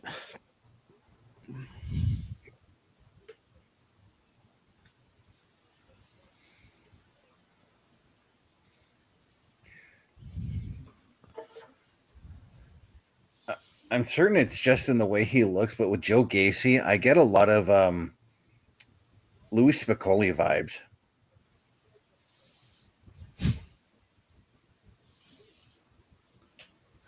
I thought you were going to say Mad Mountain Rock, and I don't know why. I was going to say, I can see where you're coming from.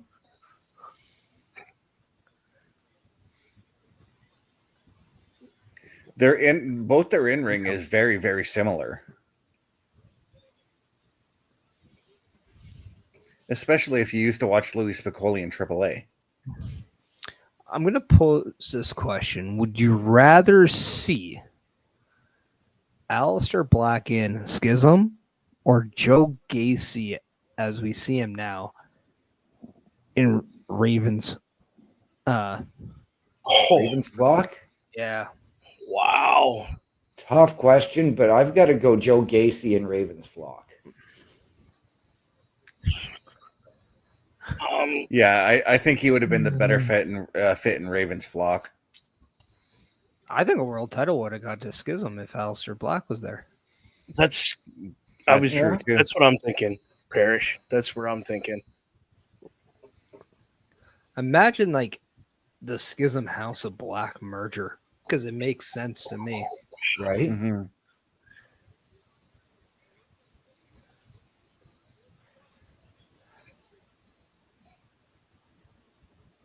Oh, I love that. Such an unutilized move.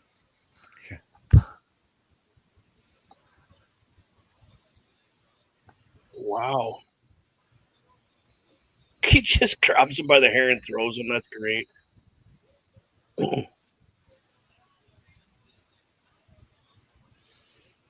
I'd love to see these two go up against the War Raiders. Holy crap. That'd be cool. Yeah. That would be so cool.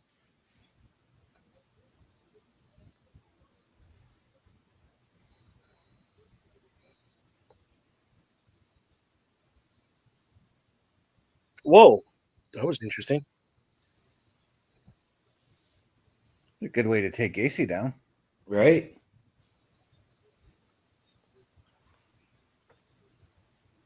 The heck was that?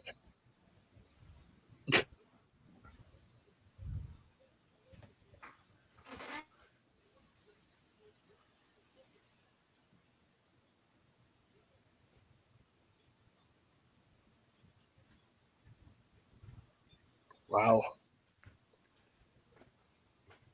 The incredible speed of Saban and Alex Shelley just astounds me. But the fact that at the age they are now, they just don't slow down. They might even get quicker. That's the astonishing part to me. Yeah. Just shows you now how much you can really reinvent yourself with age and how possible it is. And that's why, again, like over in New Japan, a lot of the Japanese wrestlers who are in their 50s and 60s, the reason why they're still going as strong as they are is because they constantly reinvent themselves. Right. Holy.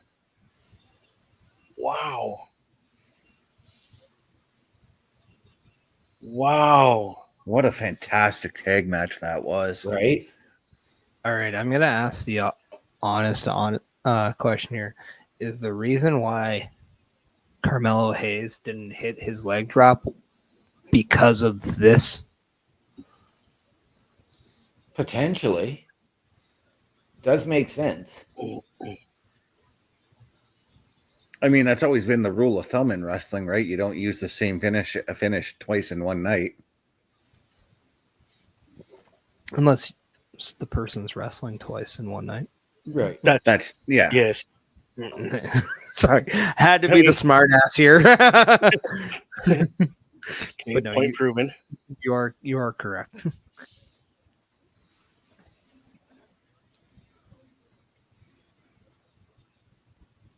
There's part of me that wonders if Solo is gonna, or JC Mateo is gonna be there to prevent Damian Priest. Right.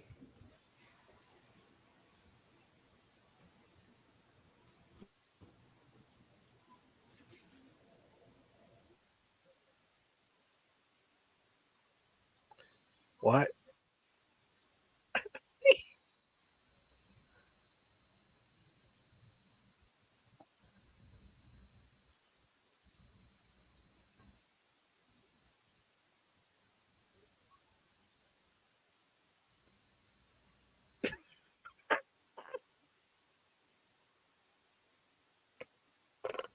What in the world? I think Jimmy Uso needs a change of scenery.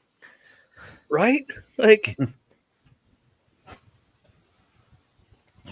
either that or I just want to see Jimmy Uso be the one that interrupts Cena. I wouldn't be upset about that. I actually missed who Cena said, tell him to meet me in the ring. R-Truth. Ron Killing, sorry.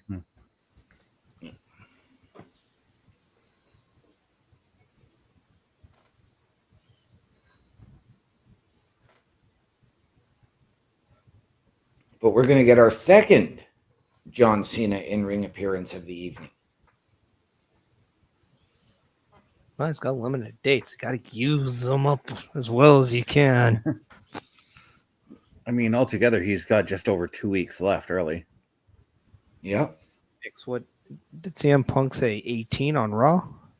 Yeah. Something like that. Yeah. So this would be 17 now.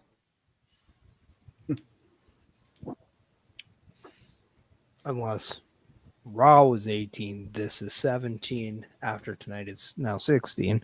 I don't know. How many dates did he start off with again? Was it like 30? 36. 36? Okay, so in like the 6 months, almost 6 months, you've already burned through more than half of it. Yep. I think he'll probably take some time between Night of Champions and SummerSlam.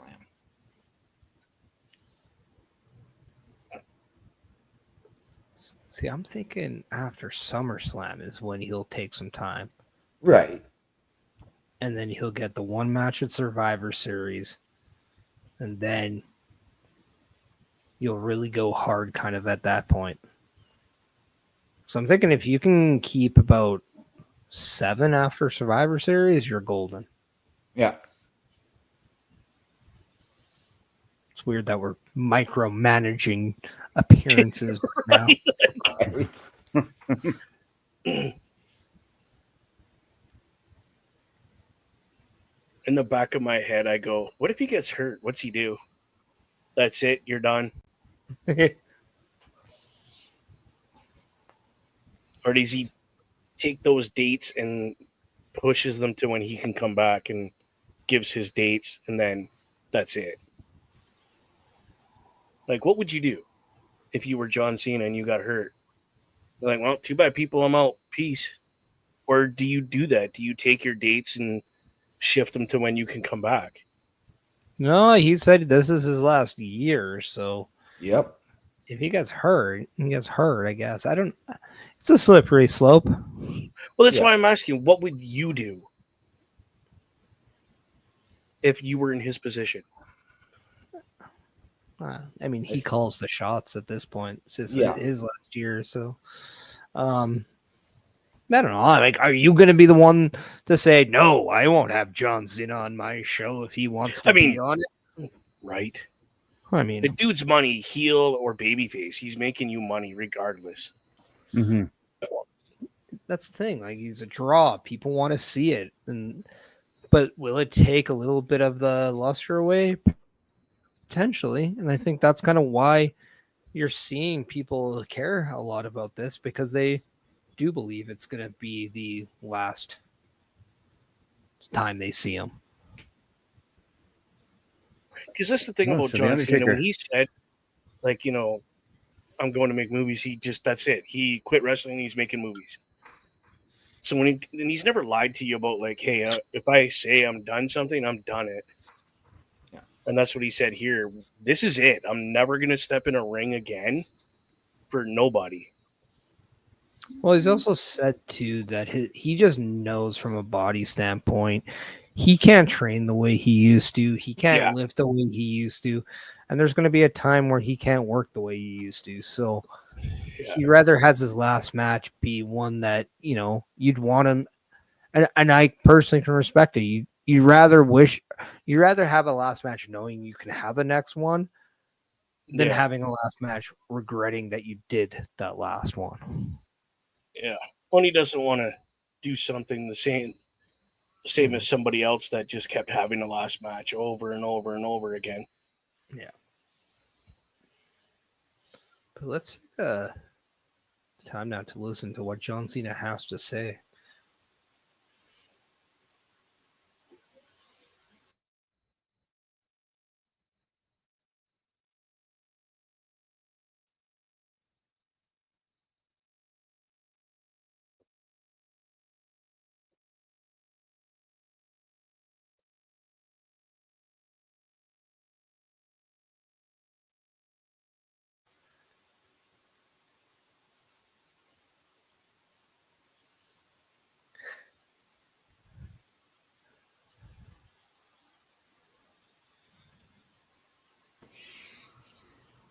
Well, another one of Cena's troubles have shown up.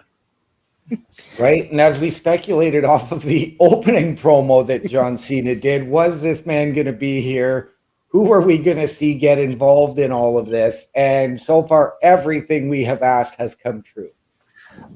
Well, if you were able to see Busted Open and saw Ron Killing showcase that he might have split personalities, John Cena's calling out the man that used to be known as R-Truth, but instead he has the man who has cult of personality. CM Punk has intervened, and now we have the best in the world going up against the greatest of all time.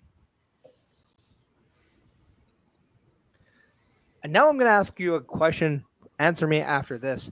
Who is better in their game, Tom Brady in football or John Cena in professional wrestling? Let me know just after this segment because I am ignoring you to listen to it. Yeah.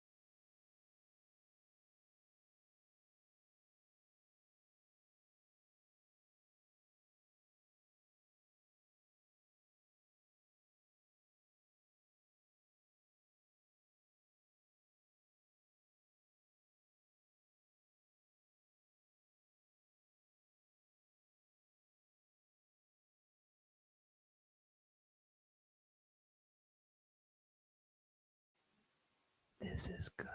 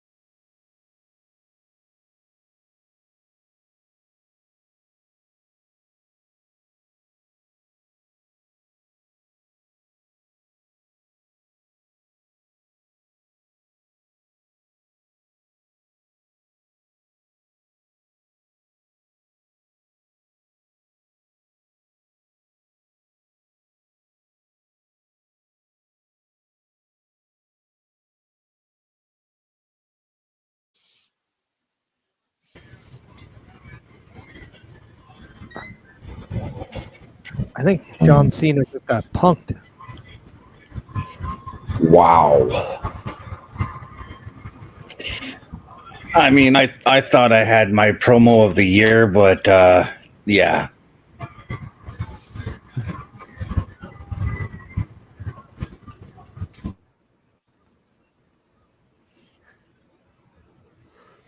Oh, the tag team we never knew we wanted. R-Truth, Ron Killings, and CM Punk.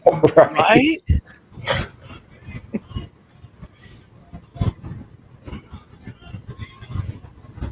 I mean, Punk did foreshadow the truth is here. Wow, dude.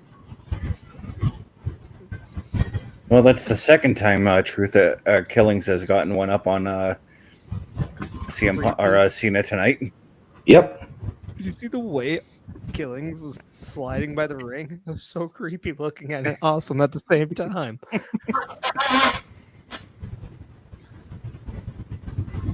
Yes, Chair, I agree with you.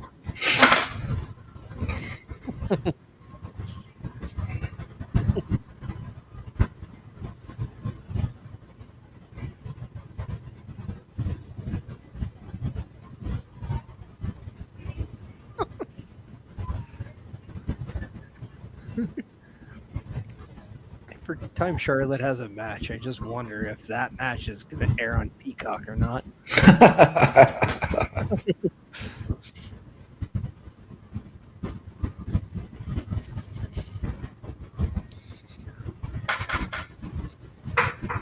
I mean, am I right, or does her robe not look like the NBC logo? I'm 100% with you. I mean, it looks fantastic. Don't get me wrong. I mean, that actually is a disgustingly beautiful outfit. But It is. It's one of the best robes we've seen her wear in a long time. how the hell do you get that through I customs? love it.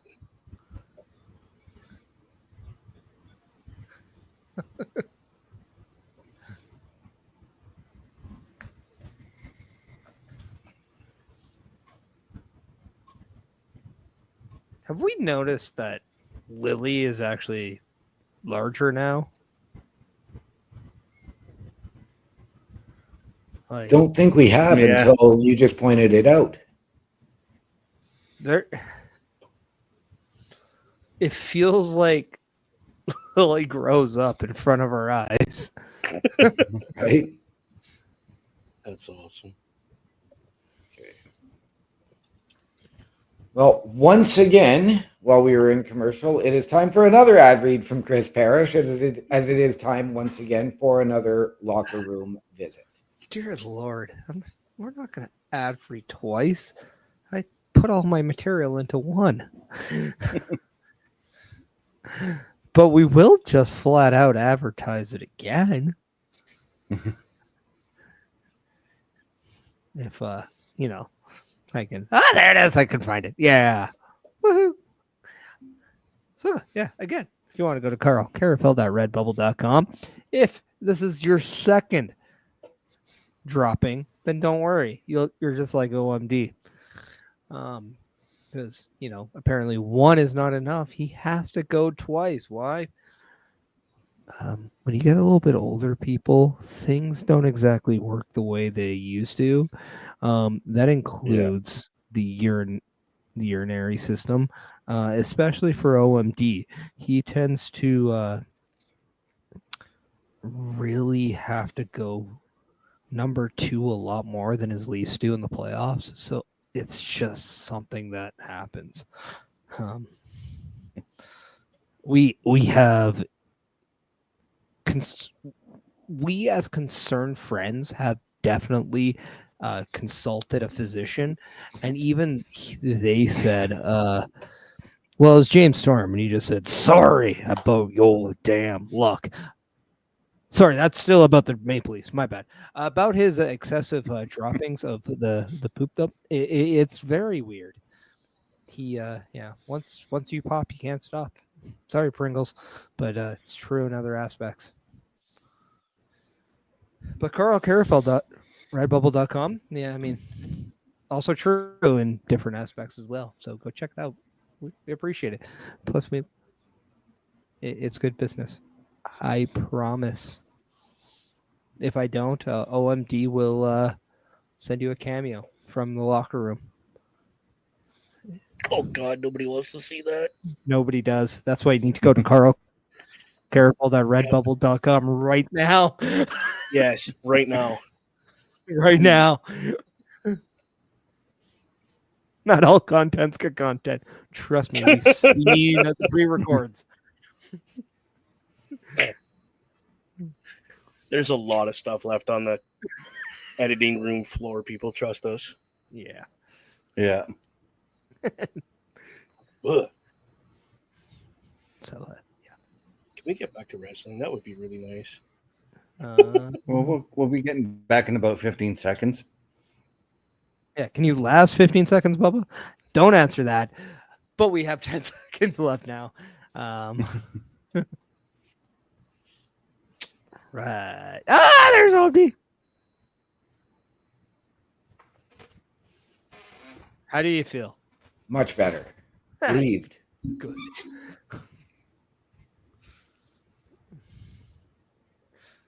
You might be getting some cameo requests lately or shortly, but don't ask questions. Okay. Just do it. Go Oh, Nike. my God. Go Nike. Check mark.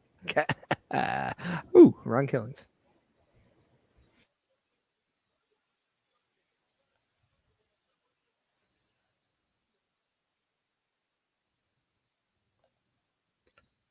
Whoa.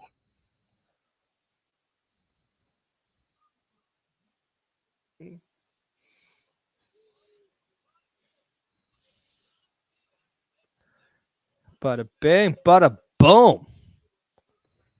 We have a match scheduled for next week. We do.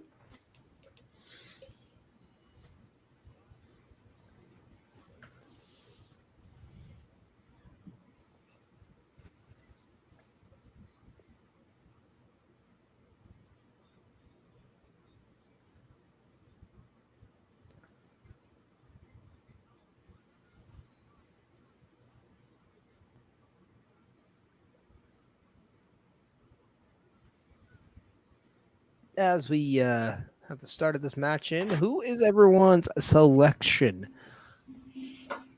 for the winner position? I'm going to go with Alexa Bliss on this one, but I've also got to wonder, given her recent history, I wonder if the Wyatt 6 shows up and costs Candice LeRae this match. More specifically, if Nikki Cross shows up. Right. See, and ordinarily I would pick Alexa, but I've been wrong on my last 2 matches where I picked her to win, so I'm actually going to go with Candice LeRae. I thought you were going to go, it's a 3-way tie with everybody but Alexa Bliss. And that was like your way of like working around the fact that you've been wrong twice before. Bubba And Duke, this who is do you where Alexa wins. just backfired? Well, I mean, Charlotte really doesn't need it. She's already won the Rumble. She calls herself the Queen, so she doesn't really need it. Really, it's down to Alba Fire and Candice LeRae for me. Before we go to you, Bubba, I still do believe that this is okay. This female tournament is okay, simply because it's still very new and fresh, and I do think the Queen of the Ring tournament, even if it had a Charlotte Flair winning it, would add a little bit of, hey, in like 15 years, who won? Be like, oh, Charlotte Flair? Oh, and she's been how many champions? I think that's how people are going to look at it. Okay. Mhm. And Fair adds name value to it. I don't know. Could be wrong, but like at the same time, this is where I think it's a pass here. But Bubba, who do you have winning this match? I'm going against all my better judgment and picking Charlotte Flair. For the sake of me wanting to see Charlotte versus Jade once, I'm going Charlotte Flair as well. That's kind of where I'm at. But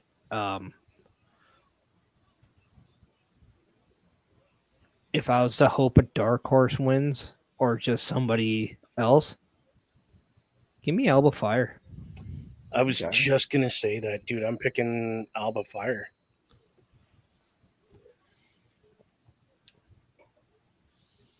So apparently Parrish and I are on the same page. I don't know what page you guys are on, but... Uh-oh.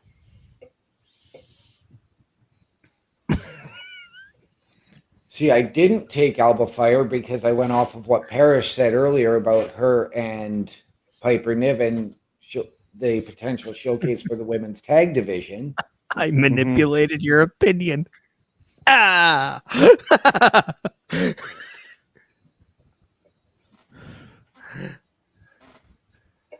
don't like. I think. Can we agree that like these matches though are very and like the qualifying or not? I don't even want to say qualifying matches because they're in the tournament. They're quarterfinal matches, but they haven't exactly been obvious. Right.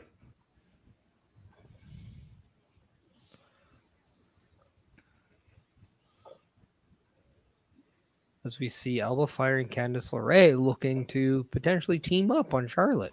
Right. Now, I'm not sure, like, would the rules in Saudi Arabia allow for a group like the Wyatt Six with their supernatural show? Would that be allowed over there, or would that not be the ideal place to have Nikki Cross potentially cost a Candice? Well, why not? They've had Undertaker wrestle there. Bray Wyatt's wrestled there.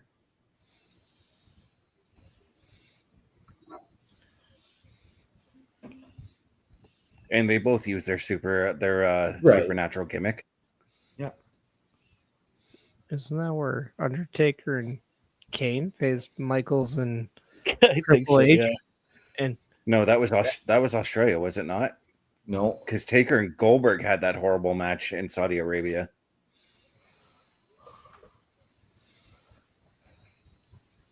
yeah, Whoa.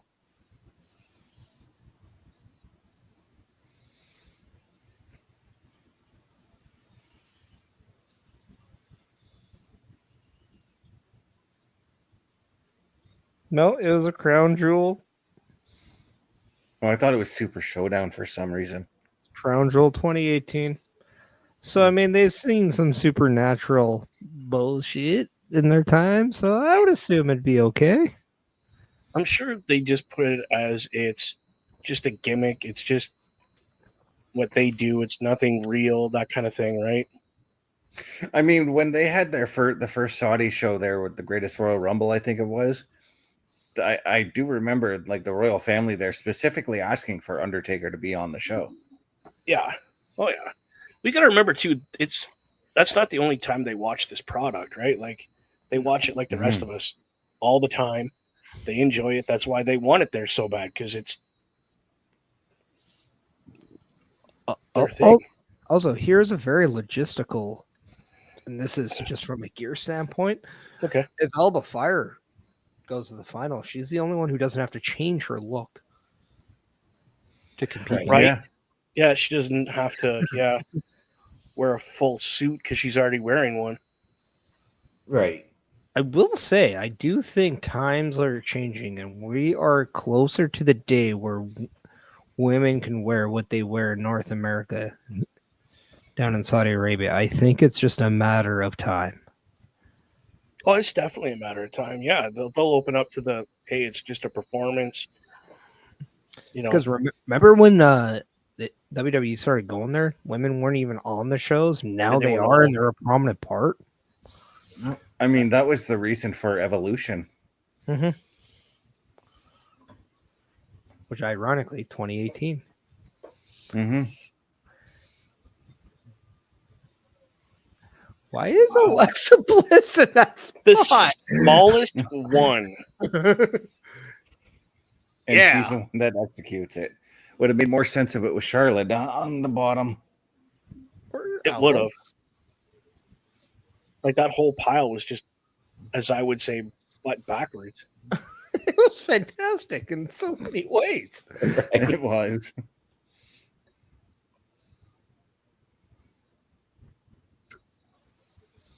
That's so freaking awesome. Whoa. Ooh, Alexa Bliss on my match. Dragon Screw. Yes, that was cool. Just snaps on her. Jeez.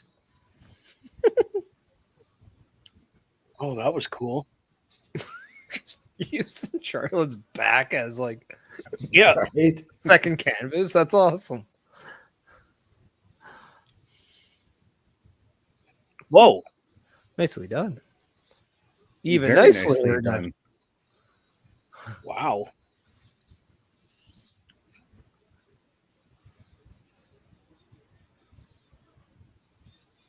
Oh, the figure eight. That's not going to last long. Holy. Oh, good for Charlotte. Good for Charlotte. Oh my Yeah. God. Now, this is a match I would love to see.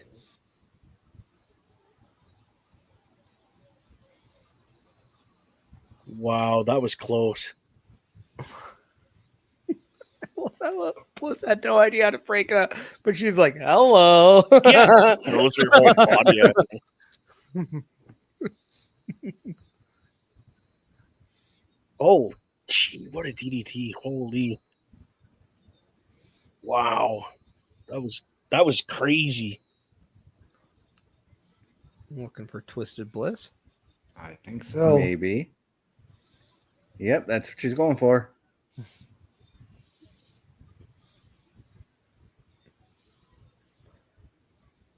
We're in two.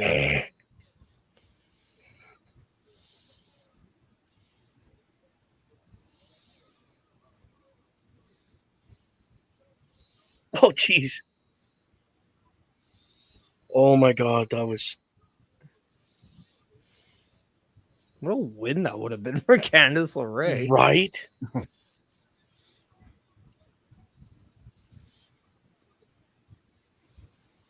Uh-oh. I mean, if Candice actually took this match, I'd be happy with that too.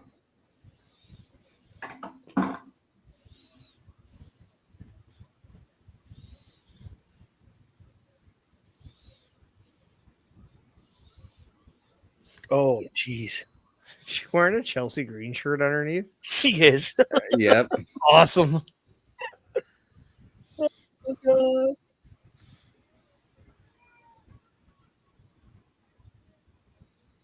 Oh no. Oh no.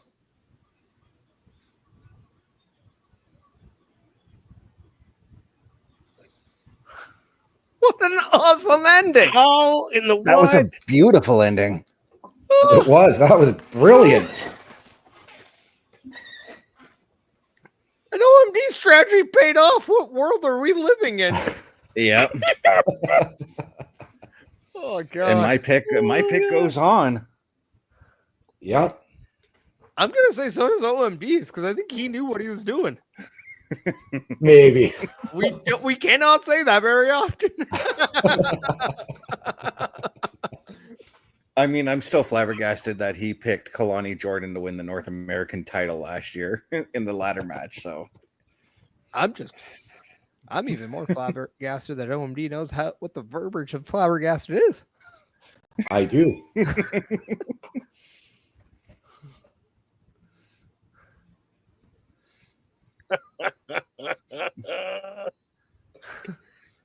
Oh my god.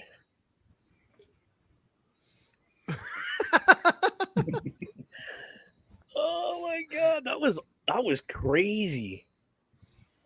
Uh-oh. Alexa Bliss is like the perfect opposite to Charlotte Flair. right.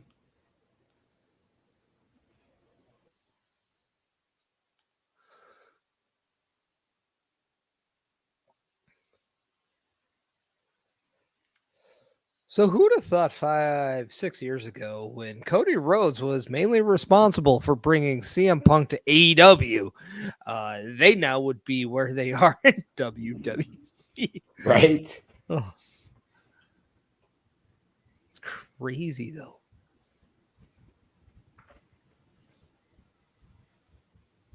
I mean, like 5-6 years ago, I had written off Punk ever returning to the WWE. So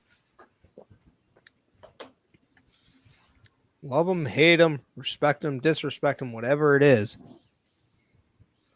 Whether it was his return to pro wrestling in AEW and that AEW debut, or his return to WWE, both were absolutely monstrous moments in the world of pro wrestling. They were. And I mean, I thought after everything fizzled out with AEW that we were not going to see CM Punk again. And like, And, you know, I know best you and I were both referring to Punk in the same term that Seth Rollins always has. But I've got to say this, I don't see it anymore. I don't believe that anymore. no. yeah, because there was a time, and you remember my talks on Turnbuckle Talk about him, that I didn't want Punk to come to the WWE. Nope. I was sour on him. I'm glad I was wrong. Right? We both were. I think we all were. But yeah, we were wrong, and we are glad to admit that. You guys were wrong. I didn't believe for a second that stuff was true. Mm-hmm.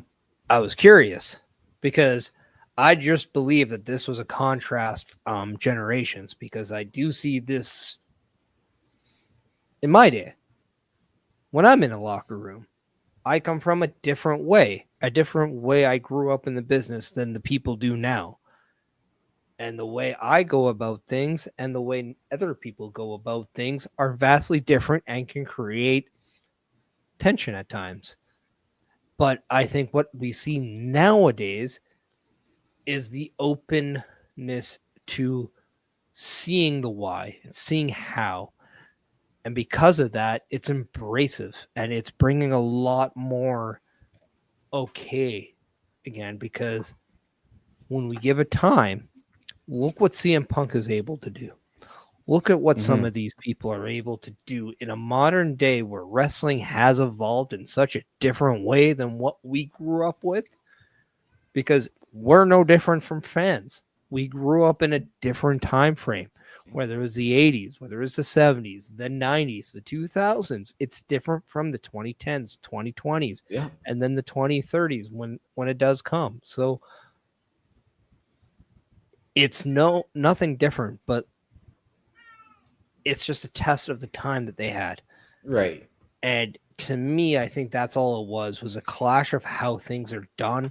I think AEW represented a lot of the newer way, and that once it brought somebody in from a different era, it was a definite cultural shock in so many ways. And that is why I think you've seen other people, whether it's the Big Show, whether it was William Regal for a brief time, whether it was Mark Henry, whether it is Christian Cage, now Adam Copeland, Chris Jericho, so on and so forth from this era. We have seen that being intertwined with the product nowadays. And now AEW is a completely evolved product from when they first started. Right.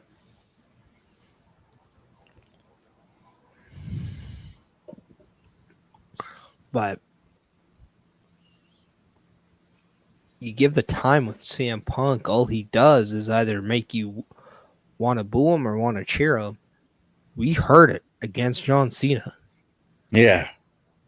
There was no doubt CM Punk might just be the most over man in the company. And there is probably 2 to 3 people that can compete with that. One is in the next match in Cody Rhodes.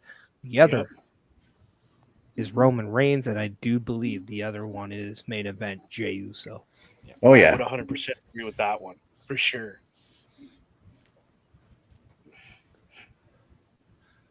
When do we expect Roman to come back? By the way, mentioning Roman Reigns, when do you- SummerSlam. Yeah. He always Yeah. comes back at SummerSlam. Okay, I don't know. Like, I just think this is the time where if he does come back, you have to go forward with him and Seth Rollins, regardless of what happens. Yeah. By the way, speaking of Jey Uso, I just wanted to shake my head at everybody who said that after Monday night he's being buried because he lost the title. no. When do you get buried? When you get an opportunity to win at the Royal Rumble and go on to face one of the most dominant acts in professional wrestling, defeat them by submission, by the way, that nobody in the company ever has done before. Nope. Win the World Heavyweight title at WrestleMania. Yep. By the way, Paul Heyman has gone on record saying before the Royal Rumble, Jey Uso is number 1 or in the top 3 for ticket sales, t-shirt sales, drawing power, all the revenue that businesses look at. Yeah. He had a short reign. But guess what? Deal. He is still very new to being a single competitor. Give him time, man. He had a short reign, but let's give him credit because how he defended the title a lot more. He was very, very active as the champion, not just doing promos, but in ring, period. Chris Van Vliet said on his show today, that dropped today, that he had defended his title twice. I'm correcting him. It was actually 3 times because he did go up against Logan Paul. He did go up against Seth Rollins on Raw, and then he went up against Gunther where he lost. So he did defend it 3 times in just over 50 days. I believe it was 51 days was his title reign. Yeah. That is almost 20 matches, or that is under 20 matches per title reign. That is a lot more active than a lot of people were. That is a lot more active than his tribal chief at the time, Roman Reigns. Yeah. And it wasn't like he was not showing up. He was at every show. Mm-hmm. Like SmackDown, Raw, like he was everywhere doing what he needed to do for that title. Yeah. And even if he wasn't on an episode, you would see him like in a backstage segment or in a pre-recorded interview or something. Like that, you know? Yeah. Heavily featured, and you got to always start somewhere. And guess what? Here's the math for everyone. Jey Uso's first and only title reign so far is longer than 9 John Cena title reigns. Yeah. Take that in consideration. Was John Cena being buried? No. Hell no. Exactly. Shut up, internet. Well, that's the thing. People on the internet just like talking shit. Really. Yeah. It's not even they talk that. They talk with ignorance and without facts. That's and just opinions. And it's fine. Twitter is a great place for your opinions. But your opinion, well, we all know what opinions are just like. So sometimes what you spew is very close to what a whole might spew as well. But speaking of that, we go to the complete opposite, where now we have Andrade coming down to the ring. And I'm going to say this. If you were to give me a surprise person to advance, give me Andrade. Yep. And I do believe this is a perfect time. You can have Cody Rhodes lose a match and not win and be like, you got to protect him by not having him pin. Hell with that. This is how you make someone. They pinned Cody Rhodes. Yep. Right. Start a bit of a feud with Cody over a pin. No. Damn right. You gain respect from Cody because he can beat you. If you're Andrade and you pin Cody, guess what? Cody can give you respect. And just by that signal of respect, that brings up Andrade. We all know Cody Rhodes' spot isn't going to be lost. He's there. Right. As we see with his episode with Damian Priest, he's in a sweet spot. He gets pyro. He gets a lot of pyro. So for me, if you're looking at a dark horse pick for this match, it is Damian Priest. See, I don't see Damian Priest as a dark horse pick at all. I'm looking at it because he's got his ongoing thing with Jacob Fatu, although we didn't see him get involved earlier because that will be based on respect. Again, Priest is a former champion. So this is just that way to get him back because he's been away from the title picture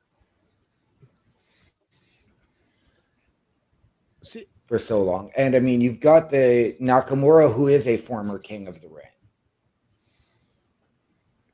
See, I would say Nakamura and Andrade are the dark horses in this match, whereas the favorites are Damian and Cody. Damian Priest has been booked very well ever since he won Money in the Bank.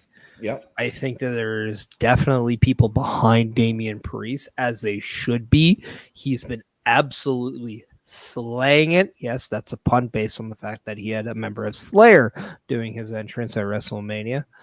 I'm also going to say praises because the color choice that he chose is fantastic. Mm-hmm.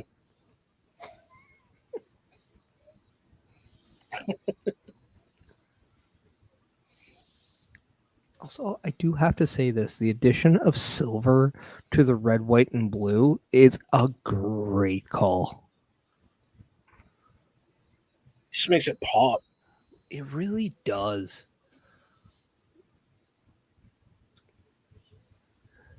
Holy smokes. Oh.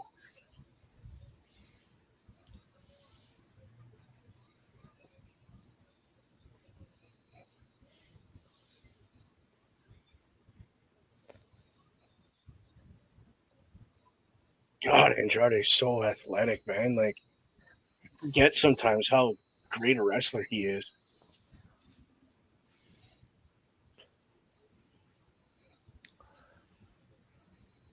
Also, too, if you have not watched the Damian Priest episode with Cody Rhodes, one thing he did admit is that he did sign a new contract with WWE in last year. So you're going to get Damian Priest for years to come. Nice. That's good, though. I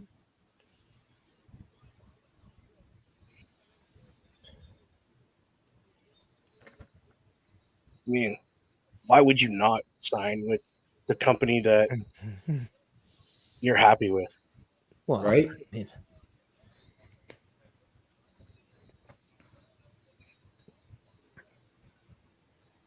Uh-oh. in that contract, he got first class perks. So when he flies, he flies first class now. Oh, nice. Mm-hmm. Man, So we are just... Go ahead, sorry. I was just going to say, it was a really fun conversation. Definitely check that one out. Yeah. But yeah. So he doesn't need to spend that top dollar flying first class then.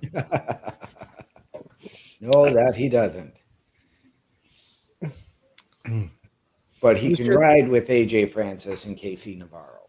Let's just say his explanation of why he and how he ended up getting it was very entertaining, but very humbling at the same time too. Mm-hmm. You definitely see that there is very little ego with Damian Priest, and I think that is one of the things I truly respect more from him or about him about the most. Right? He seems very humble.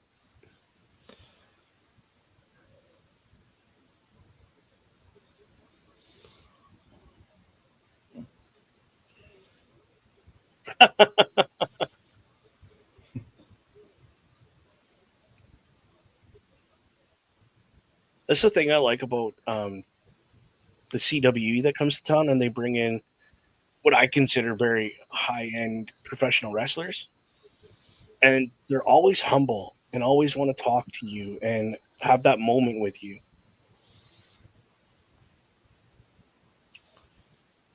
Well, it's because we as fans are the ones that made them back in the day. Now that they're no longer in that limelight, they don't need to have the ego. And even then, like, you know, guys like The Miz, Carlito, who, you know, I've gotten to meet, Taz, Coach, very, very humble when you get to meet them. Well, I don't know about Coach these days. No. I don't know. I think until you meet them, Mm-hmm. you just have an opinion based on like what you see of them, and it can be hit or miss. I can definitely vouch for Carlito though. I've done a show with him. I've seen him I was there for the Chris Van Vliet's Insight when he had him there. He was nothing short of respectful for everyone around him. He takes the time to teach people and help them out, and he is a fantastic person to leech information off of. And again, that's why like I was so taken aback when I met Juventud earlier this year. I mean, like everything that we heard about him, and I know that there's like a 20-year gap between the two, between the time he spent in the WWE to the time that I met him. I was just taken aback by everything, and I think he's a fantastic dude. Right. Okay, let's have a fun one here with the 4 people in the ring. Yeah. And I know that this could be a very easy answer and I think it could mimic who we feel are favorites to win this match. And this we can open up to the listeners and the viewers right now. Yes. But who would you love to meet the most out of this 4? Ooh. Nakamura. There's just something so cool about him that I like. Right. Like even when I see him cutting or doing interviews out of character, he comes across as very humble, very chill. I don't know. There's just everything about him that I like about him.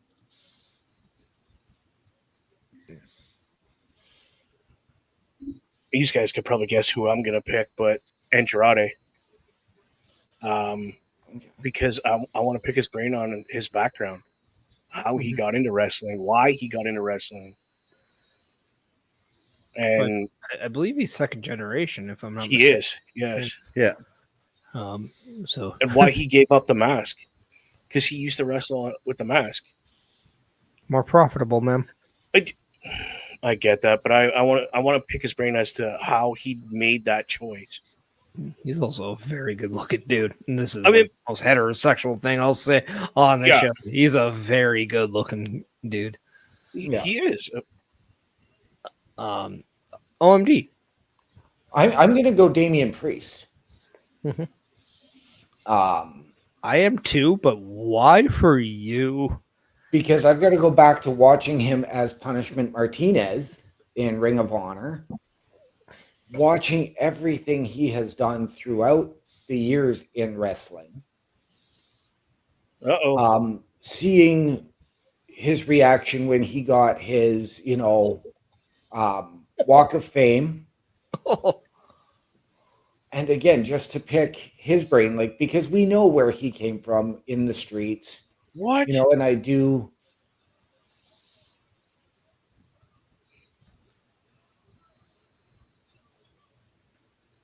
I'm going to say this. I just want to experience a night out with Damian Priest, it would be insane. But at the same time, I would love to go to a theme park with Cody Rhodes. Right? Be fun. Mm-hmm. I'd love to train with Andrade. I'd love to Right. learn how to surf with Nakamura. Right. But Well, that's not a gimmick table at all. it's not. It's sponsored by Slim Jim. How dare you? It's a table sponsored by Slim Jim. That's great. that's It's not a gimmick. It's not a gimmick table. It's a sponsored table. A sponsored table. That's what I meant. Not gimmick, but you know what I meant. But I mean, still. Snap it to a Slim Jim table. Ooh, yeah. You're snapping into something. You know, honestly, as much as I want to meet Andrade, I would love to meet Cody with a simple fact to tell him thank you. I'd love to leech business info from Cody, because the one thing you have to give it to him about, the guy understands this business. He'll have those stories. He even has one that he completed himself. But Right? Just to sit and listen to him talk about his everything. business knowledge is just so amazing. Uh-oh. I remember when he used his theme song in other places, and it didn't go the way it does now. Like, now it's one of the most downloadable songs on Spotify. Right? Is it really? Yeah.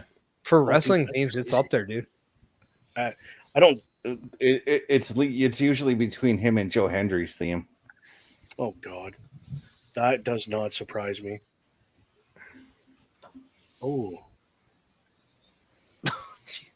But yeah, in this match, my top guy would be Andrade, and then it would be Cody, Damian, and then Shinsuke.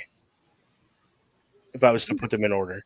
I think the beauty is you can definitely get and learn so much and experience so much with everyone. But like when you go back though, like this is what it is. There are 4 people that came together because of their love of pro wrestling, but they came from so much just different backgrounds. Mm-hmm. Mm-hmm. Every one of them. Whether the exception is like Andrade and Cody, they were born into the business. But that's probably the only comparison, because Andrade had to fight in a completely different market and get here. Right? Yeah. Nakamura. Cody had a father who worked for. Cody had a father that worked there. Right, so it's always a different story, but I think that's what like makes this so great.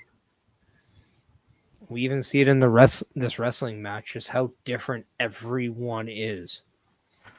Oh, definitely. You got to think too, when Shinsuke Nakamura started wrestling, the thought of him being in WWE was really not a thing then when he started in Japan. And now look at how many Asian-based wrestlers we have now. It's incredible. Oh, well, actually, there was even the thought of Nakamura not even coming to wrestling, because he did get his start in MMA beforehand. See, he has a lot of similarities with Del Rio in that aspect too. Yeah.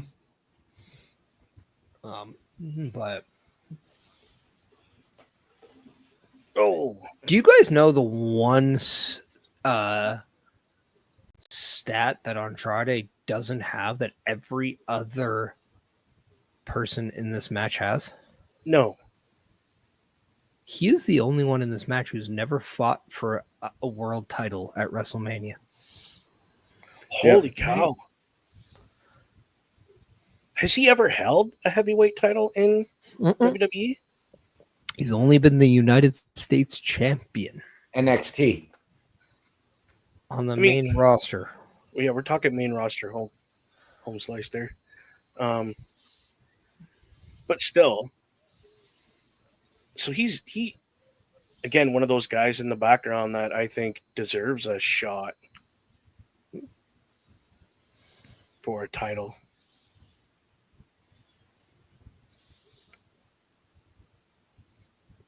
I mean, I'm always going for Andrade, but it's hard when you respect all the guys in this match and want them all to win. Mhm. Oh, are we doing a no? A Razor's Edge, potentially? Nope.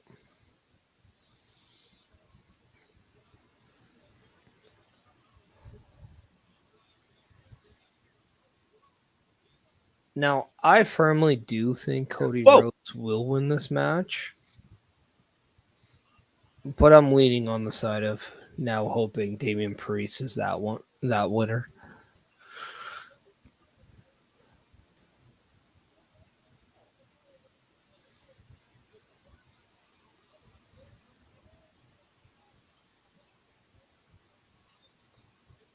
Yeah, I'm leaning towards Cody to win, but there's still a part of me that wants to see Nakamura get something out of this.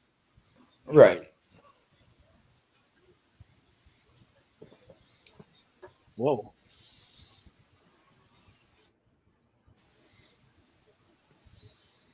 And to another degree, Andrade, I'd like to see him get something out of this as well. And what they get out of this could also just be a potential, hey, look, if you have a great showing with one of the top guys, that could be your opportunity to say, hey, let's see what this person can do in a program or moving forward. That'd be cool. That's why they say the minutes matter in pro wrestling, because the opportunities you get, the minutes on screen that you have, Yep. they could equate for more and for more opportunities down the road. Yeah, and that's why I'm enjoying these fatal four ways or these triple threat opening round matches in tournaments, because not only does it showcase like all of the wrestlers, but it gives us potential storylines that we could see out of these wrestlers somewhere down the line. Holy.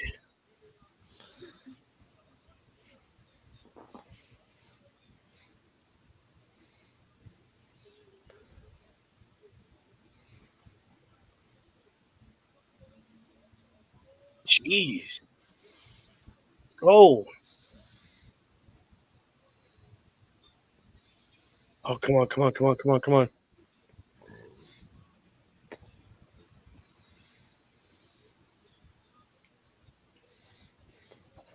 Jeez.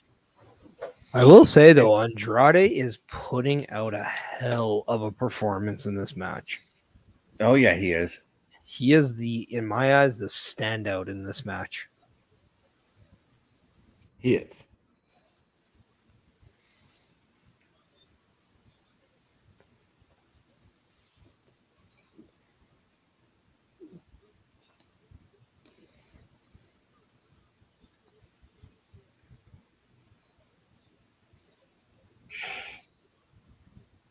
Oh, jeez.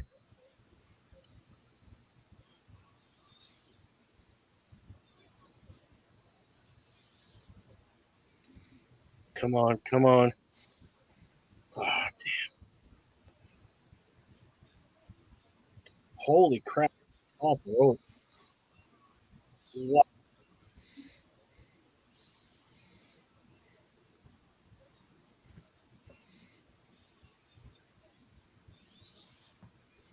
Oh, he's going for the triple. Or so he thinks he's going for the triple.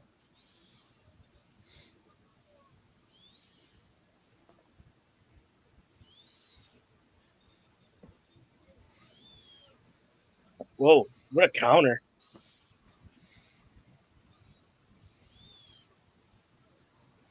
Jeez, that was incredible. Yeah. Can't say I enjoyed how that finish came to be. I mean, the back of my mind was like, Nakamura, you're still kind of fresh. You can still counter out of it. Right? My thing is, where was Damian Priest? He got Right? knocked out onto the floor. Yeah, but he got knocked out first. He had all he- that time. I know. He And I could've- was like, that could have been the guy that, to me, that could have broke that. Like, I don't know. Like, it's like To me, it just seems a little easy. But yes, now I'm at the point where this definitely looks like it's Jey Uso versus Rhodes, Zayn versus Orton, and that's kind of where we're leading. Mm-hmm. Can't say I am behind that. Right. Wow.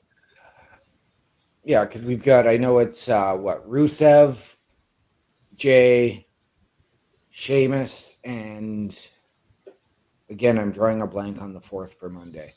Rusev, Sheamus, Jay, and we just Bronson Reed. Bronson Reed, yeah. We just saw the graphic too. That was crazy, man. Holy. I'm glad I jumped in here for the end of that. But thoughts on this though, because this is one of the heaviest hitting Final Four in the King of the Ring matches that we've seen in a very long time. And we only have 75% of it. Right.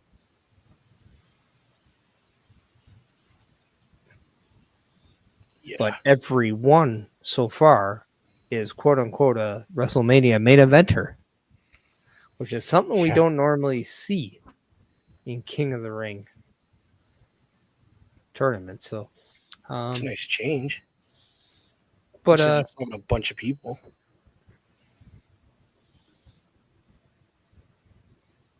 Fast.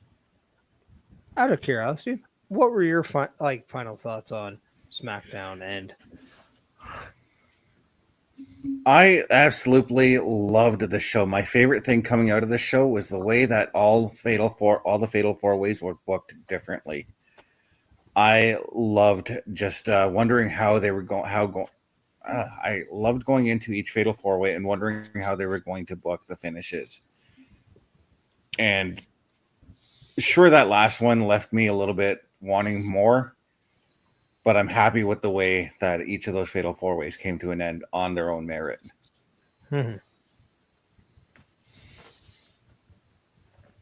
Bubba. From what I've seen,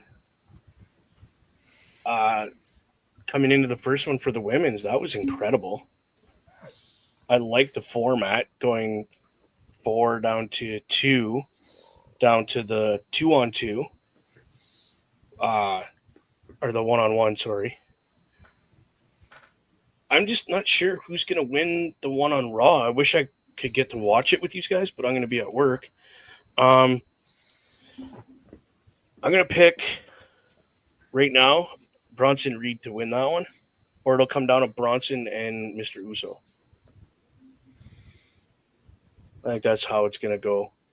But like Parrish was saying, it's probably going to be Jey Uso that's going to win that one.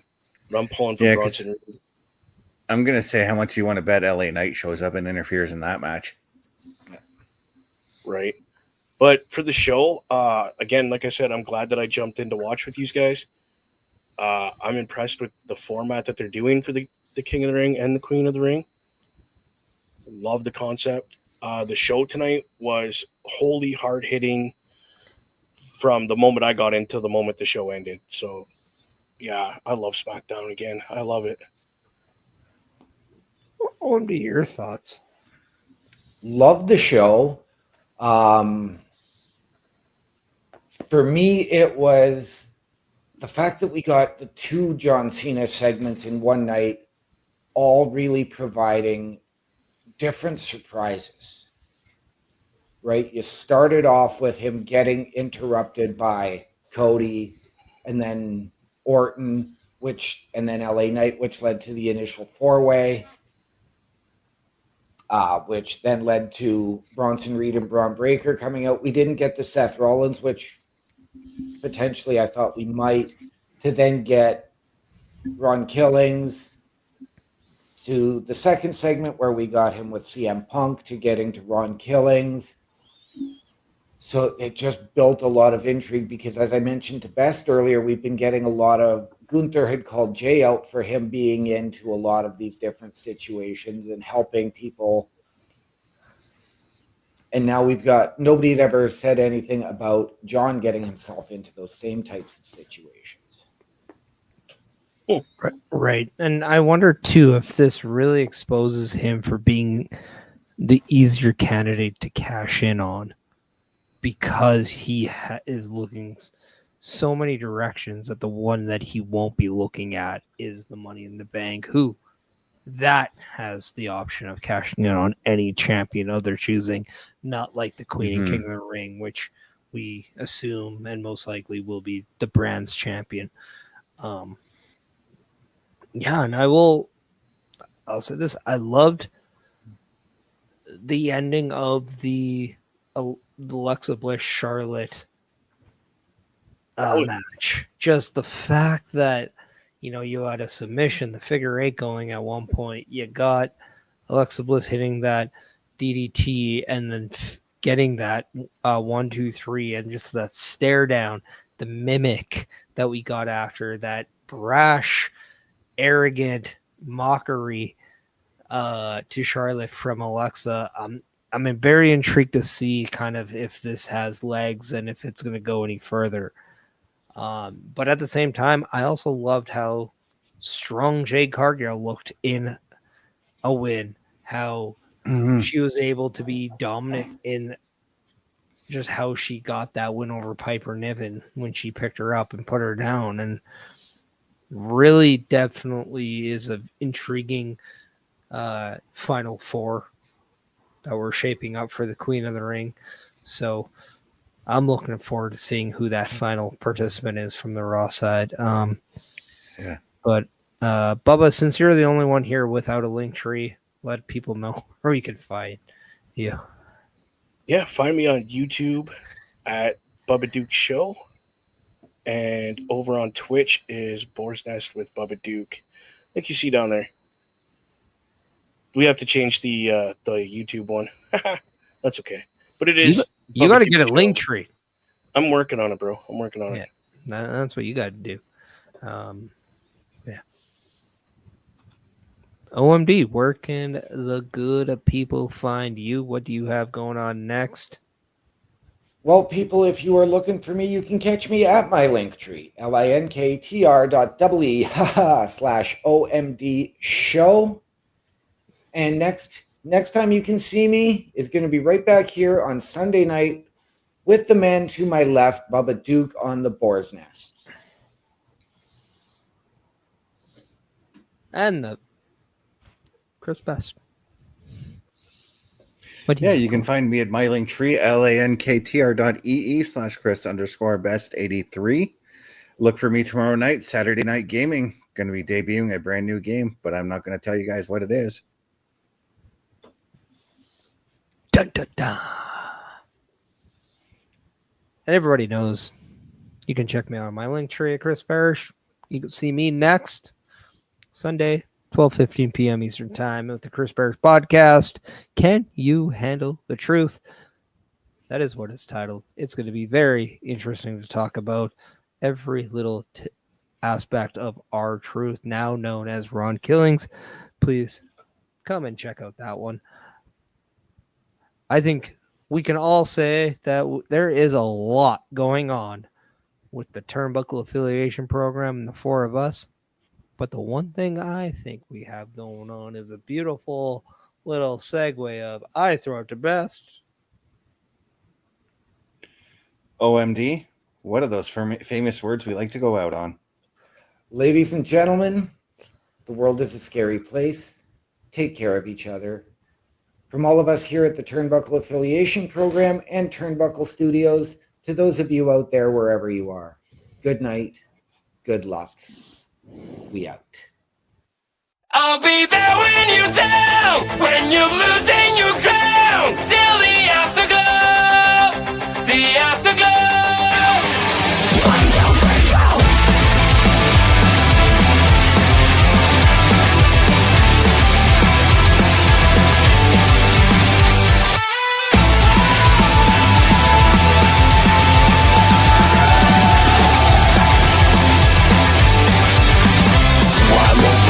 Fading away, you look so so great when you gotta shine. One more part of you is gone now, as you keep smiling at the crowd. Pressure is your best enemy, spotlight show what I wanna see. Sometimes it feels like you're under attack.